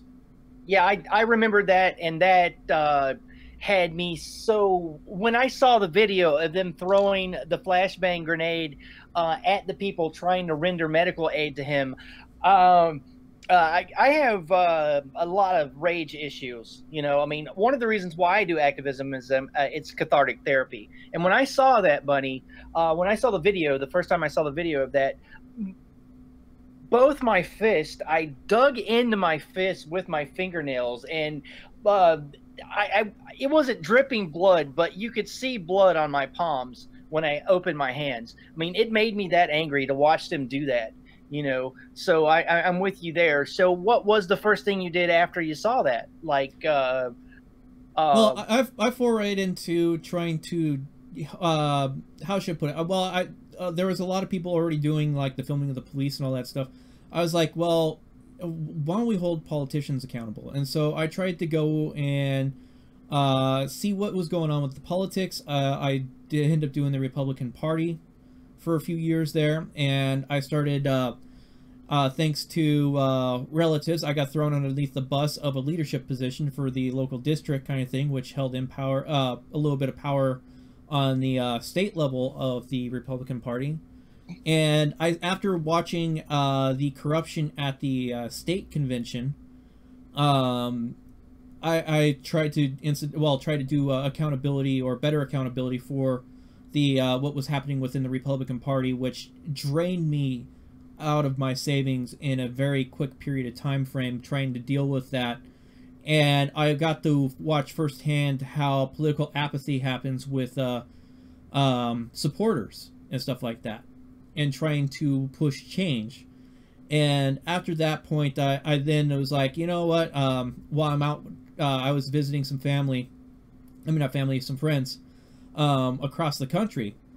I was like, you know what, I'm gonna do something different. I'm gonna do some filming stuff, because I was getting annoyed with how Honor Your Oath and a few others were doing all this filming of police and stuff like that, or filming of buildings with the First Amendment. They didn't have audit or test behind them, so I just referred to it as test at that point. And so I was like, I'm going to do something with silent, but I need to get experience. And so I sat there, and my first major filming in that aspect was when I went to the Atlanta airport, and it was a layover, and I decided, you know what, I'm going to film on the other side of the TSA line, because no one's done that at that point. After the exit, like. Yeah, it's where you after you get past it, it's on the other side where it's past the control thing where you have to have a ticket and all that stuff. I was like, I'm gonna film that side, and sure enough, that blew up big. And what was it? Carlos Miller there picked that up after I got it uploaded. Your first video? That is actually my first video, and it was uploaded on a different YouTube channel at that time frame. Which That's freaking awesome, Bunny, that like photography is not a crime, like runs your very first thing you filmed. I mean, that's like serendipitous, you know, that's like, you know, the gods giving you a little nod saying you're supposed to be in alternative media, dude. Well, I mean, the thing is that that was the first viral one. And then I had another interesting thing, because I did a layover. I did on the way back, I stopped in Texas there, and visited some friends and that were still in the military, and that's when I did the filming of the Fort Hood base, which was also another big video. I don't think that was that one. Yes. Yeah. Sorry, what was that? That was a silent treatment, correct? No, that wasn't. I didn't do a silent treatment until about 1.5 years later, I think it was, or a year later. Okay. But that was another one where I had the police sit there and try to force me to give up ID, but I'm sitting there with the printed out version of the Texas Penal Code on for having what's the requirement for me to identify myself, and they didn't want to arrest me at that point, but they pushed it right up to that line there. So they were messing with you over the failure to identify, although all of us with more than 2 brain cells to bump together realizes that that only applies in Texas if memory serves, if they actually arrest you. You don't have to identify, right? That's the way it works in Texas? Yeah. Right. So you don't have to identify or give them ID unless they actually arrest you in Texas. Yeah. And at that point, I think that I was... Honor Your Oath actually was doing, I think did 1 or 2 filmings of military bases or military installations before that point. But go ahead. You're talking about Jeffrey Marcus Gray, right? I get all the auditors' names, their handle names mixed up. That's Jeff Gray, right? Honor Your Oath? Yeah, Jeff Gray. Okay, dude's great. I love his stuff. I love his work, and I've had the opportunity to have a few decent conversations with him over the years, but I'd love to get him on the show.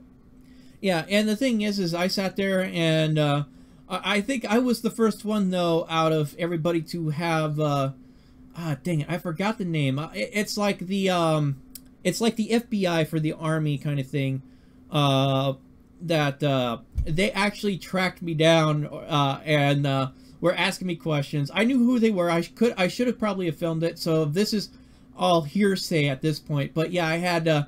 These 2 guys drive up while I'm waiting for my ride, in a brand new pickup truck. It's like this full 1-ton large lifted truck or whatever. And this one guy who hops out, he looks like he's a PFC or whatever. He's got a PFC rank on. He's shaved bald and all that stuff.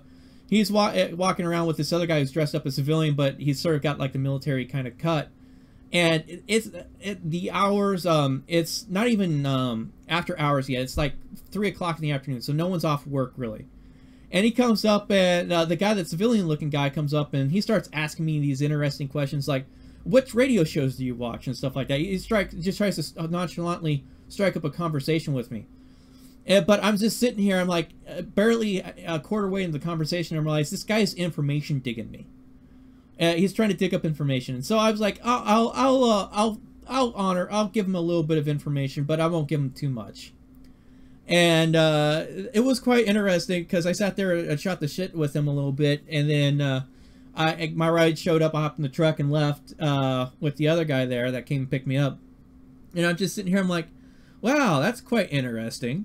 And of course, obviously, I mean, that wasn't my only foray with that kind of issue. I had the Air Force OSI, incidentally, with the famous J Bear Bunny Boots Inc. Video there too. So if people want to find that video, the J Bear Bunny Boots Inc. video, what's the title of it, or can you just embed it underneath the stream? Yeah, I could easily toss in a link for that, but it's J Bear Silent Treatment. After the show, so my people can watch it too. Yeah, but yeah, it's known as the J Bear Silent Treatment. It's actually the most. If you were to sort my channel, if you go to my channel and just sort the videos by most popular, it is the most popular video on my channel right now. If not, it will be in the top 5. I guarantee it that much. All my most popular videos are just me dressing cops down and making their lives a living hell. I mean, at least your most popular stuff is substantive. and the thing is what? How should I put it? I aim for a boring video. I'm not looking to really get at the cause and issue that is going to really bring a lot of attention onto myself outside of just the actual act of filming. And I understand some people are out there, it's like, I want it for the views, or they're in it for whatever other reasons, or they just got that explosive personality where they don't get along well with people that try to boss them around. Sure. Like, and the thing is multiple, I mean, if that's their thing, that's their thing. That's their shtick. I have no problem with that, except for where there's ignorance issues that apply for legal issues that could easily get them really hemmed up in big trouble and all that stuff. And that's when I mean, you get me coming out of the woodwork like earlier with the Poster 7 stuff. Sure. But, I mean, for me, my objective is just, are they going to pass the stand here with the camera thing, or with just me doing the documenting thing? Like, if I go into the DMV, am I going to have an issue with me documenting my process of doing XYZ, putting in a driver's license change, update, or renewal, or whatever I need to do. And quite often, I think about 70% of the time that I go into the DMV or something like that, I'll record that interaction just for accountability's sake. Do I release all of that footage all the time? No, because sometimes I might not actually have the camera out openly recording all that stuff. Sure. You know, I think all those approaches and all the approaches in between, like the whole spectrum of police accountability activist people, even the folks at home that just like to support various activists, or people that, you know, Bunny Boots and myself and all the other activists that do this work are only as strong as our signal. And, you know, without our followers, without the people that watch what we do and share what we do, we may as well be, you know, in a cargo container at the bottom of the ocean. So, you know, all the various styles are as equally important. I'll never bag on your style, although I am a brute force activist. You know, I'm one of those kind of people that I'll research what that line is that I can go up to, and I'm going to go up to that line. And if a cop wants to jump over the line from his or her authority that they're supposed to be in, and if they want to jump over that line and grab me without just cause, I'm just the part of my brain that's supposed to be afraid sometimes just breaks. I don't know what it is about me, but I completely respect the guys like you and Jeffrey Marcus Gray and News Now Houston, and, you know, I can name names for an hour, but like you guys that are more polite, you know, because I understand that caters to a whole other segment of people, you know. So personally, I love what you do. But let's get into the silent treatment. Like, tell my audience and my viewers, the people that are in the on my side of the equation here, what the silent treatment is, and why is it that people like me just think that's freaking awesome? I mean, why do you think that we admire that so much? The difficulty to keep your mouth shut. That is that is the primary difficulty when it comes to doing a silent treatment. In fact, actually, what's even better is when I had that debate with Ichabod Orange, or argument, actually it would be more appropriate this day. He said I was unpersoning people with my silence. And all it is really, I'm just testing how well and someone that's coming up to investigate you will react and respect your rights under the First Amendment to not reply to them, and under the Fifth Amendment of not having to incriminate yourself, kind of thing, or where you're not forced to incriminate yourself or give out incriminating information, kind of thing. Your Fourth and your Fifth, yeah. No, the First and Fifth. Remember, you have the First Amendment gives you freedom of speech. It also gives you the freedom of not to speak too. So it's an effective way of using. I mean, it's effectively falls underneath two amendments within the First and the Fifth. When you look at it, like the last 24 hours, I've had like 6 hours of sleep, and we were joking, dear viewers, before we started the show. We should retitle the video, sleep deprivation with a side of exhaustion. Yeah, I'm on 4 hours of sleep actually. I'm wondering if I'm gonna be able to get any more sleep today because my back's been acting up since Sunday, I think it was. So I haven't been able to get too much sleep these past several days. I haven't really been able to get much work done, and it's really affecting me on my personal side of things. But yeah, go ahead, man. Yeah, so I messed up because I got really into editing the video that I had playing during the show, and I didn't get a lot of sleep before the show.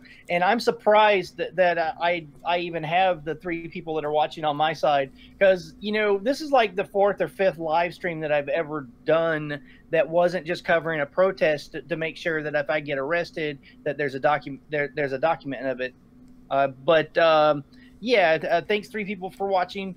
Anywho, more questions for Bunny. So, if you had the ability to reform law enforcement in any manner that you saw fit, you being the benevolent dictator, what would you change about the way that profession is dealing with itself? Like, what changes would you make? Independent review, citizen review board, and and how should I put it? When it comes to public records requests and all that stuff, all the body cam footage should be accessible, and dash cam stuff should be accessible to the individuals that are involved with that specific incident where the police without any BS, without any rigmarole, or without any fines or fees, that they just have instant access to it. How should I put it? It wouldn't be instant access, because depending on the situation, let's say there's multiple parties or something like that. Obviously, I would say some information would definitely need to be redacted if there's like personal information, social security number, driver's license, stuff like that. The usual standard stuff that usually gets redacted. Yes, that would be I just have to deal with, and of course the standard processing fees for getting those public records, well, those specific records that deal with it. I mean, it's a little bit expensive for like the $20, like when I requested the dash cam videos from the Anchorage Police Department for my arrest. But then again, I mean, they got to pay the person to sit there and go through the footage and just make sure there's nothing that's going to be violating anybody else's privacy or any of those issues. And I understand that those safeguards need to be put in place. I got you. So what about the laws in regards to self-defense? Because the way it is in Oregon, there's a castle doctrine. When in regards to we'll just use Oregon as an example, because the laws are very similar in every state. But there's a castle. Not quite. Go ahead though. Well, the basic backbone, the common law that it's all parsed out of is very similar. You know, oh, what's up, King 9? But anywho, the Castle Doctrine is something that is pretty universal. They do it pretty much in every state, a version of it. That's why I decided to use that one. But you're right, it is parsed out, and it gets really crazily different if you go far away from each other. But what I was saying was, if someone breaks in your house in Oregon, you're allowed to use lethal force if they're bringing lethal force, right? But that works with an individual. Like if Joe Blow off the street breaks in your house and they're trying to kill you, you can kill them.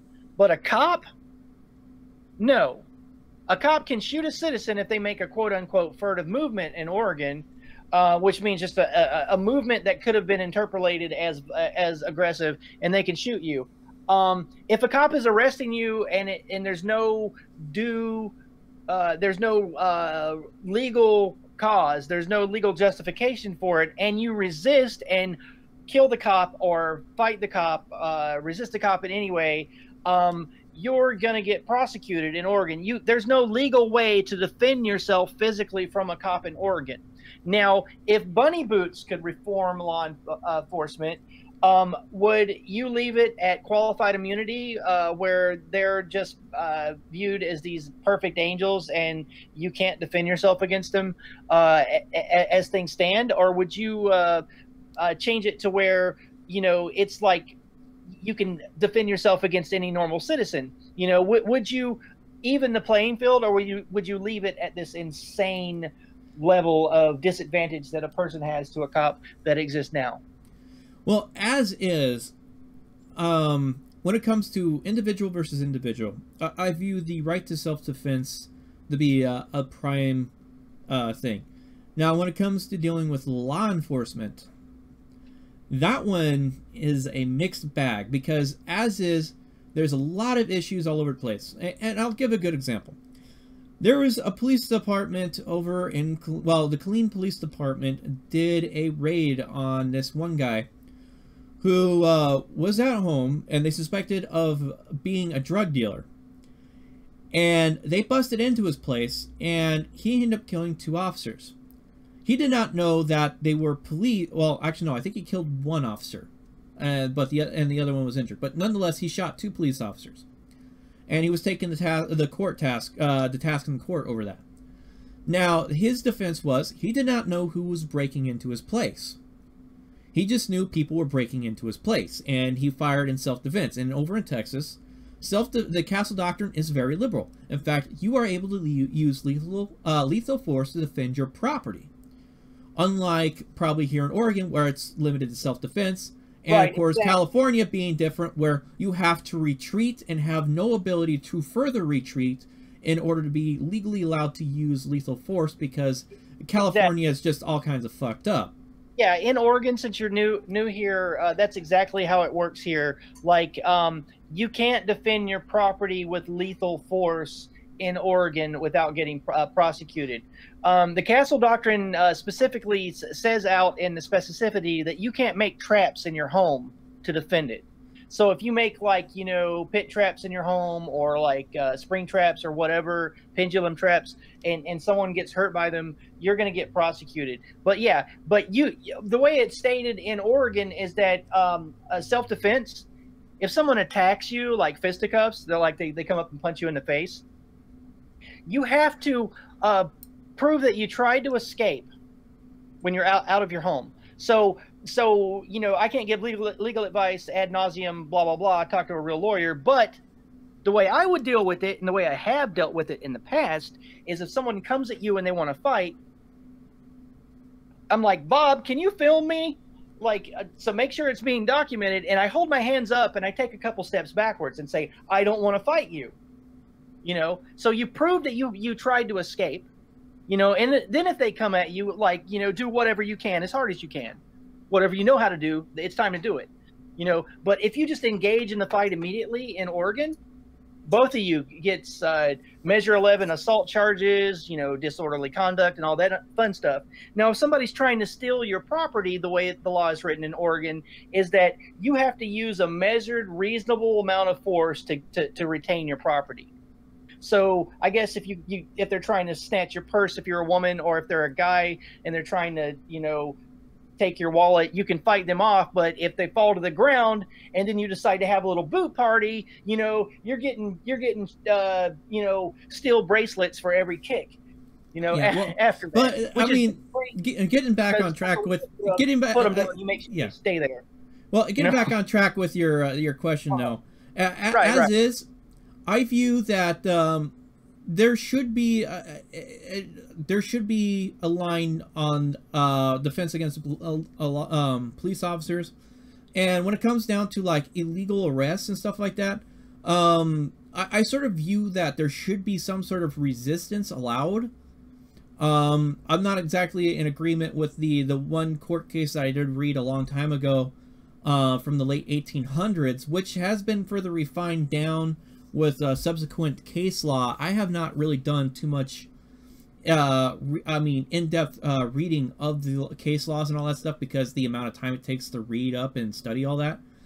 But I do view that if there is an issue where an officer is illegally arresting you or something like that, there should be, and without a doubt that the law doesn't apply to you and it can be proven in court, then you should be free to let go of all the charges if the officer's completely in the wrong on the arrest.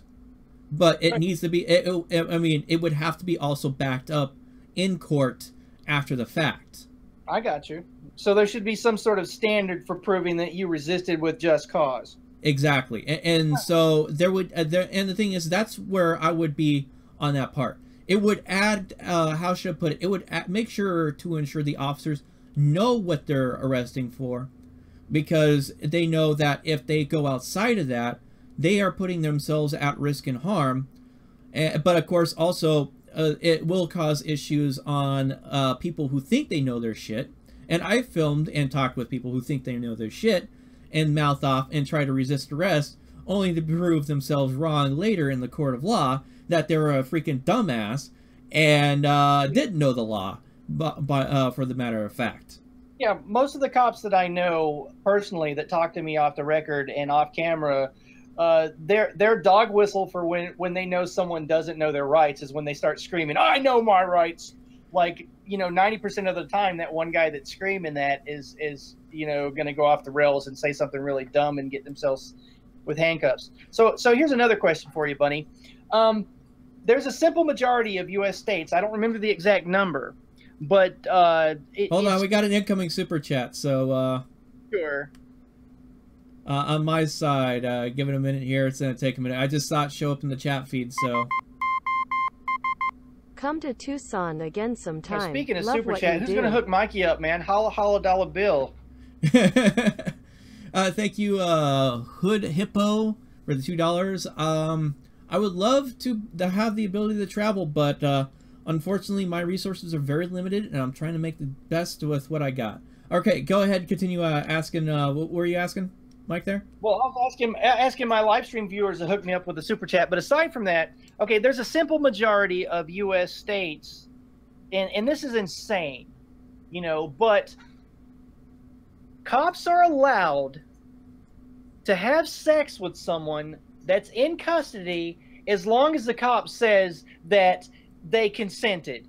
Now, this is crazy to me because most states have a law called coercion, felony coercion. And basically felony coercion goes a little something like this. If someone has the ability to use a threat of an incentive or disincentive to manipulate you into doing something you wouldn't otherwise do, then that's a freaking felony. But cops get an out for that. So cops can literally, in a simple majority of states in America, it's like over 36 or 37 states, say they can get a woman in handcuffs, or a guy for that matter, and say, hey, if you perform oral sex on me, I might let you out of the ticket. Hey, how about this?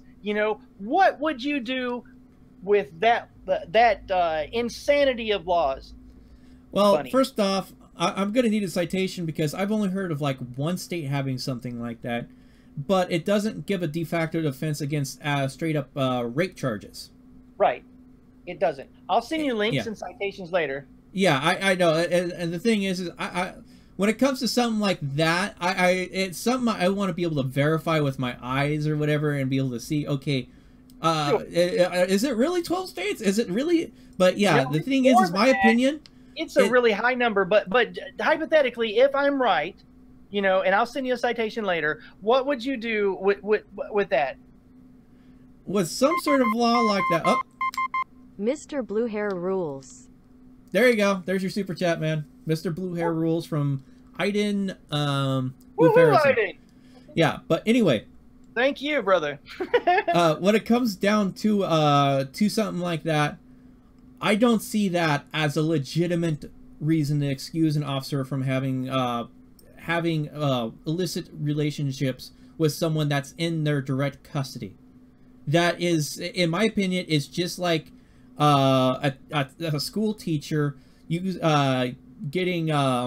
having sex with their students, or having some sort of sexual illicit with their students or something like that. It's uncalled for. It shouldn't exist, and it should immediately be a fireable offense. If there's any kind of rape, definitely rape charges need to be pushed, or sexual harassment charges if found. Those are to be applicable to the situation, obviously. Agreed. I'm distracted because I'm finding you that citations. Now, okay, I'm just going to send you a Steemit post that's, and you can look it over tomorrow, but yeah. I'm going to show you, I'm going to send you a Steemit post that lists these links for the information that it got it from. It's a Think Big article, it's an Associated Press article, and it's a New York Daily News article that I'm about to send you that references to it. And it's 34 U.S. states. Now, yeah, that's someone in your chat just pointed that Fathom Lord Carter, or I'm not sure how they pronounce that last part. So, might be just a mishmash of letters at the end. Phantom Lord or Fathom. Yeah. Okay. But I'm tossing it to you in a private message now, so you can check that out later at your leisure. But yeah, that's incredible to me. There's also, I can't remember the state, Bunny, but this came up in a conversation that you and I had privately a number of months ago. But there's one U.S. state that passed a law that says that if cops break in your house and they don't have just cause to be there, that you can just straight shoot them, like lethal force. I forget what state it was. Was it like Wisconsin or something? I think it might have been Michigan that had something like that. But man, that was so. There's been so much since then. That was like 2 years ago. And I'm not. What do you think about that, Bunny? Like if you could reform the law, would you sanction such a thing if you were a benevolent dictator or benevolent dictator? Possibly. As I said, I would have to sit down and think about something like that. But to be honest, it would sort of fall in line with like the self-defense kind of thing, like with what happened over in Killeen, Texas, where the guy ended up shooting the cops. Shooting two officers. One of them ended up dying. That I know of. When they busted into this place without yelling, "This is the police," when they came in, kind of thing. So, and he didn't have a chance. And then as soon as he realized that it's the cops that are busting in, he dropped the firearm, kind of thing. And that's a whole different situation.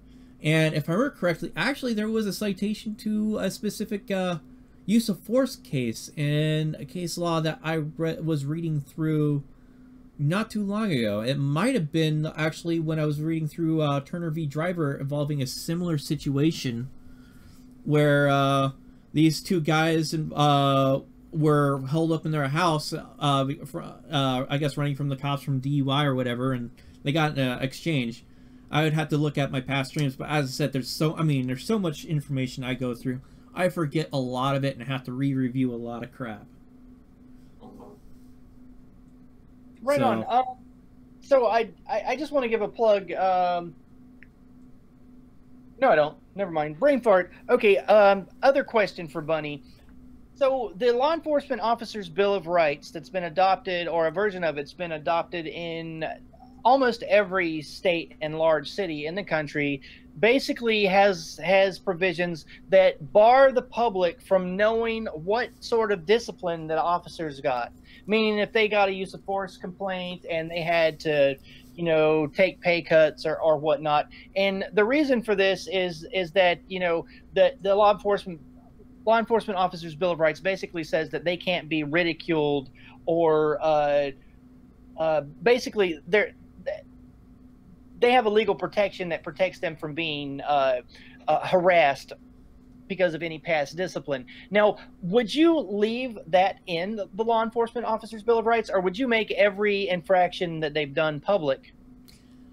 I would have a modified version of that. I understand some reasoning behind some of that.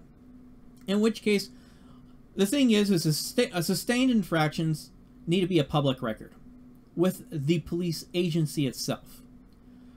I can understand, okay, let's not publicize the individual officers thing in the public records kind of thing. So what I would say is what the police department has to do is any sustained infractions against its officers within its agency should be a public record with the actual individual officers' information, identifiable information left out of it. But what the infraction is about, what the punishment is, should be left available to the public record and available to the people that are requesting it from that police agency.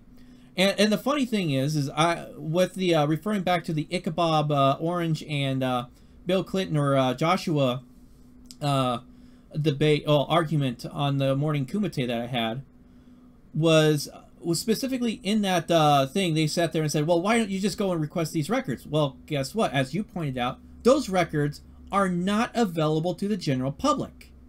Yep. And the only time you are able to get your hands on those records is if there's an actual lawsuit or legal case going on with those individual officers, in which case you can pull those records underneath the Brady case law, right. Brady v. Maryland. Now, this way that the law enforcement officers' Bill of Rights buries access for the general public to have any kind of data on officer discipline is one of the primary things that facilitates the people's general perception of law enforcement. People don't understand that they're committing as many crimes or offenses because those crimes and offenses are literally being swept under the rug by law. And that's just, what's your thought on not necessarily by law in all cases. In the situation you're citing out, it's actually a contractual agreement between the police officers, the union, and the city or the state or municipality. Yes and no, Bunny, because the law enforcement officers' Bill of Rights is actually the perversion of Supreme Court decisions. So they say that they literally have a legal right to be protected from having people know their disciplinary infractions. So they literally define it as part of law, which is it doesn't make any sense and it's antithetical to logic. But yeah, well, as I said, I haven't. I mean, there's tons of case law. I haven't. You probably have the citations for those case laws or something like that I haven't had a chance to read. I don't even know if I'll have a. Oh, well, I'll probably end up stumbling across those because as I try to work my way for law school and all that stuff, that I will end up having to read that stuff at some point. So Bunny's going to go to law school and pass the Oregon bar? I'm going to give it a shot. I got money I gotta use up from the military. It's getting close to that expiration point, so I got to go and throw that shit down. It's going to suck for people that enjoy content that I produce because it will definitely take an impact, but I mean, I'm aiming for a higher goal, obviously. Yeah, I mean, Bunny's got to do what a Bunny's got to do. I mean, if Bunny needs to hop into law school, then Bunny's going to hop that way. I mean, that's the thing. You know, you got to take care of you. You know, personally, I think that's awesome. You know, I was thinking about it myself, but I haven't researched. You know, because every single time I get arrested and I have a public defender, what I think, you know, about 5,000 times before I finally get to do a trial or before there's a civil compromise or however it ends is like, what is the state paying this guy for? Like, I'm always thinking I could do this stuff if I had, like, you know, the schooling, you know, but like, I'm not sure if a felon can pass the bar in Oregon. I need to read up on that. But I was thinking, in general, when it comes to the bar, they will not accept people with a felony. In fact, they have like a character kind of thing, but that can be possibly waived and all that stuff. You would specifically have to look. You would have to speak with the bar. But here's the thing: while you may not be able to pass the bar, there's nothing that stops you from being a legal scholar. If you go and get the law degree and all that stuff, I mean, you can still be an influential person that does like the legal research and puts out papers and all that stuff. But my motivation for wanting to do that would be to represent a whole bunch of people for free and be the maximum pain in the ass to the state and the fascistic blue ISIS as I possibly could, and that kind of makes that a moot point. So I couldn't represent a bunch of people for free. Yeah. I just want to point out my chat that's having fun with the whole Judge Bunny Boots, Judge Beard, and all that stuff. The thing is law school isn't quite straightforward. You just don't jump into law school. You have to get a 4-year degree, a bachelor's degree, before you get into law school. It's just like if you're trying to go for a doctor. You got your initial studies of school that you got to go through first before you can get the nitty-gritty of before you can get that doctorates kind of thing.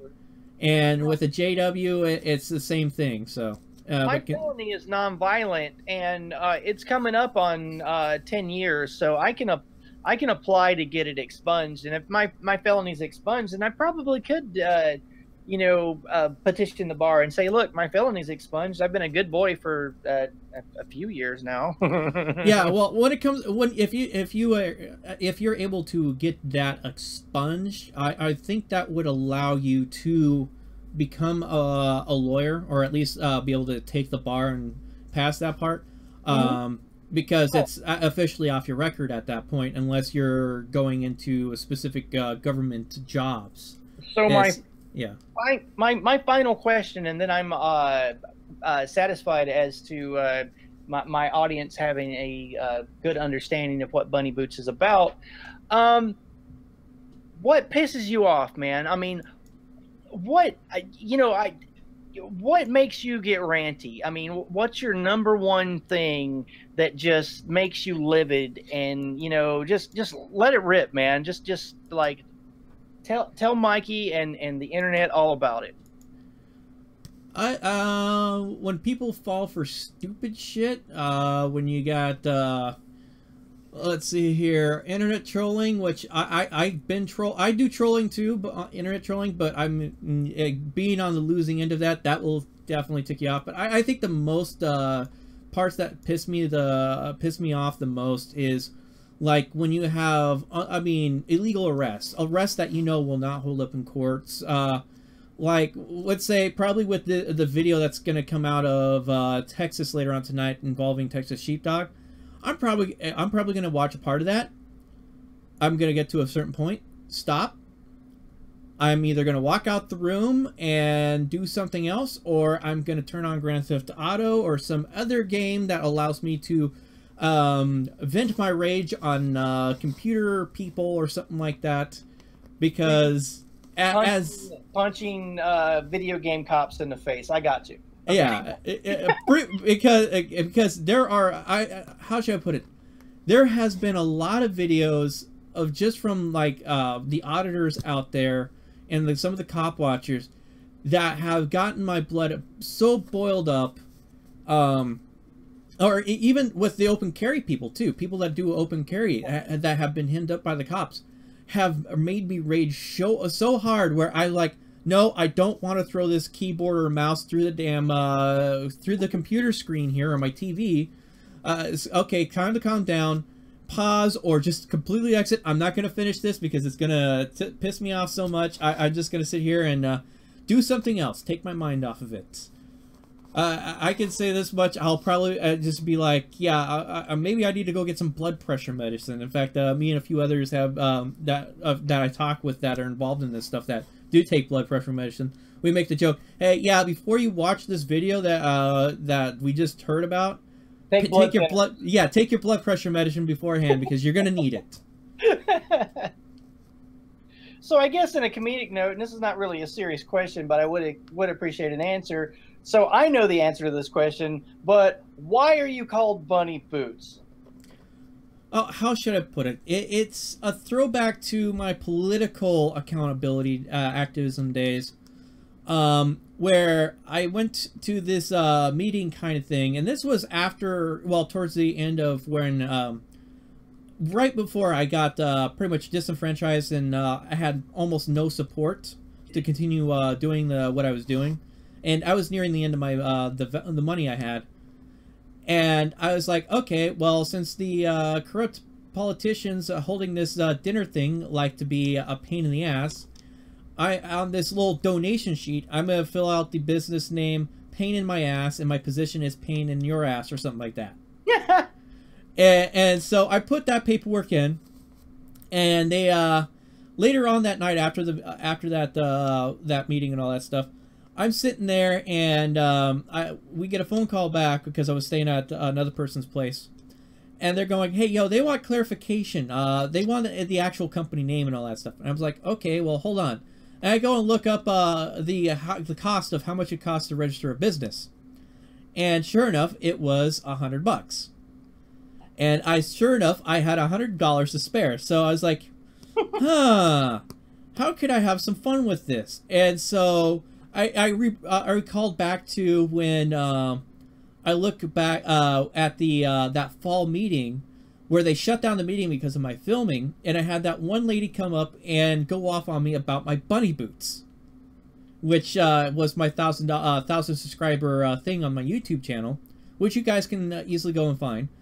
And so I'm sitting there, I'm like, I know what I can do. I'm gonna name it Bunny Boots, and I'm gonna put ink on the end, and it's sort of like for incorporated, but I'm gonna do a play on words instead. I'm gonna use pen ink, and I registered the business, and I submitted proof that it's a business, and I kept the position name, pain in your ass, or pain in the ass. Bunny Boots, and your official position is pain in your ass. Yeah. That's freaking beautiful. Like, so that's in your intro or outro, that like the woman's ranting and she's like, it's the middle of the afternoon and you should be ashamed of yourself because you have bunny boots on. No, it's 70 degrees out. You should be you have bunny boots on. You should be ashamed of yourself or something like that. Yeah, pretty close to it. 70 degrees out. Oh yeah, that used to make me giggle before I knew you.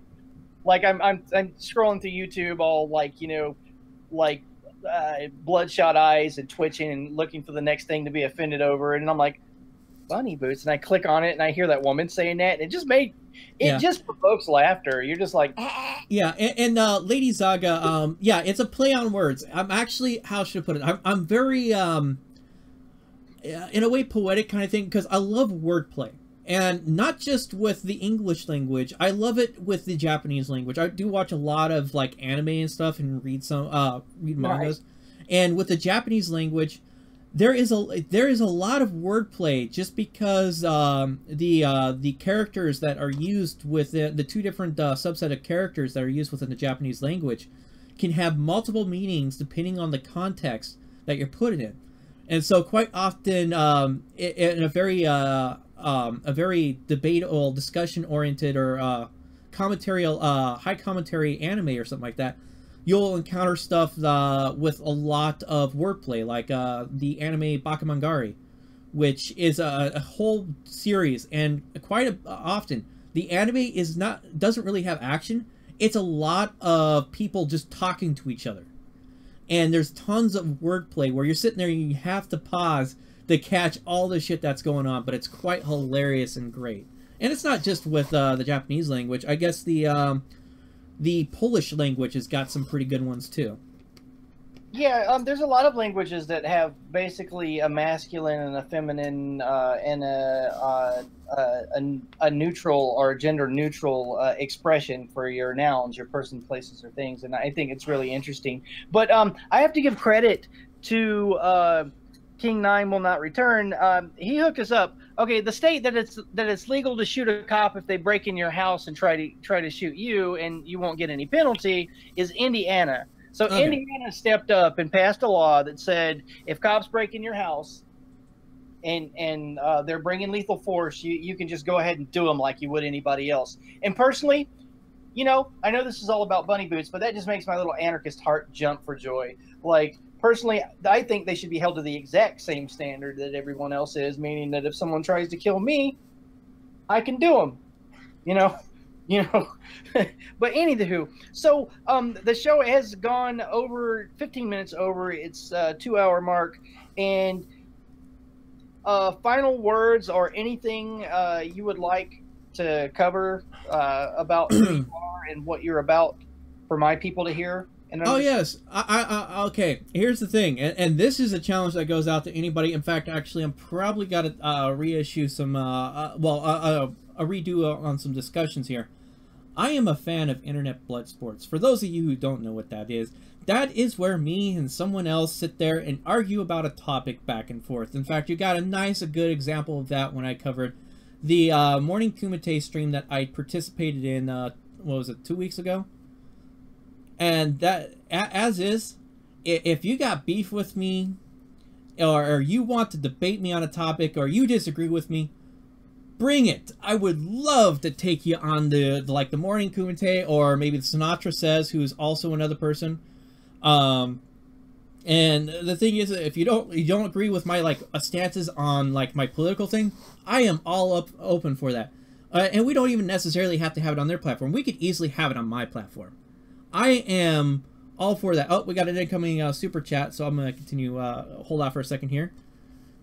And I'll continue talking. Is it you or is it me? Is it you? It's me. Oh, you see it in the chat. If you look in the chat on my chat, oh, there it is.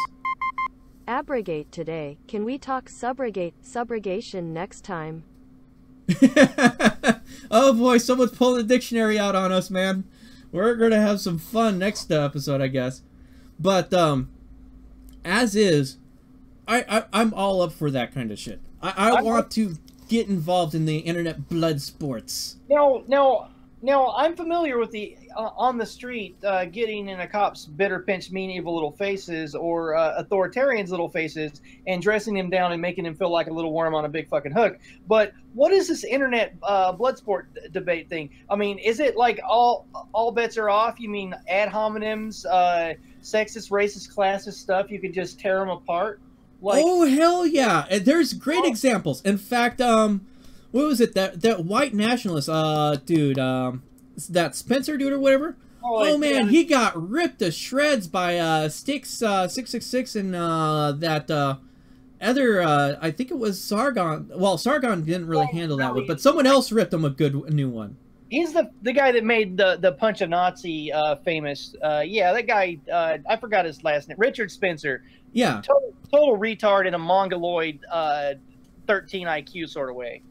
And believe me, I would say, I would love to take him on. And the thing is when it comes to the Morning Kumite, everything is when it comes to Internet Blood Sports, pretty much anything goes. It is my thing. Arguments for racial segregation and like a white ethno state and all that can so easily be debunked with just logical empiricism that you really don't even need to tear into him. I would love to debate that retard. There's tons of us, and the thing is like with the those kids that are going around from the Florida thing trying to push for more intrusive gun laws and furthering the Baker Act beyond what it's currently as. I would love to take them onto Internet Blood Sports. Obviously, they most likely wouldn't, or their parents wouldn't let them. They probably would get torn to shreds by anybody in a debate, to be honest, even in a formal debate. Sure. But for me, I don't care if I'm gonna lose. I enjoy it. It is my new pastime. If I can participate in it, I'm gonna enjoy the hell of it. I'm looking for challengers to take on. I mean, if you got something you want to do with it. And and here's the thing, with ladies Zaga, Sargon is hilarious, yes, but you know what, I would really love to take Sargon on with Internet Blood Sports. Unfortunately, he seems to be backing out on all that stuff. So see, Sargon of Akkad is he's brilliant in a lot of ways when he goes up against the social justice warriors, but being an anarchist, his thoughts and ideas about anarchism is all just so blatantly wrong, and he always sets up these stupid ad hominem or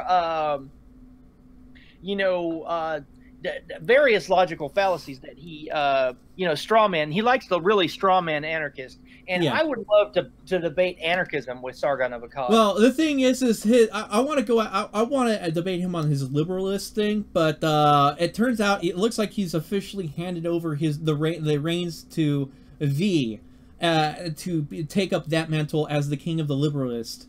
And so I so badly want to take on their thing, because I got some criticisms and I got some questions that I don't think anybody has really asked them about, on how about going about what they want to do, that is going to really challenge their thought thing.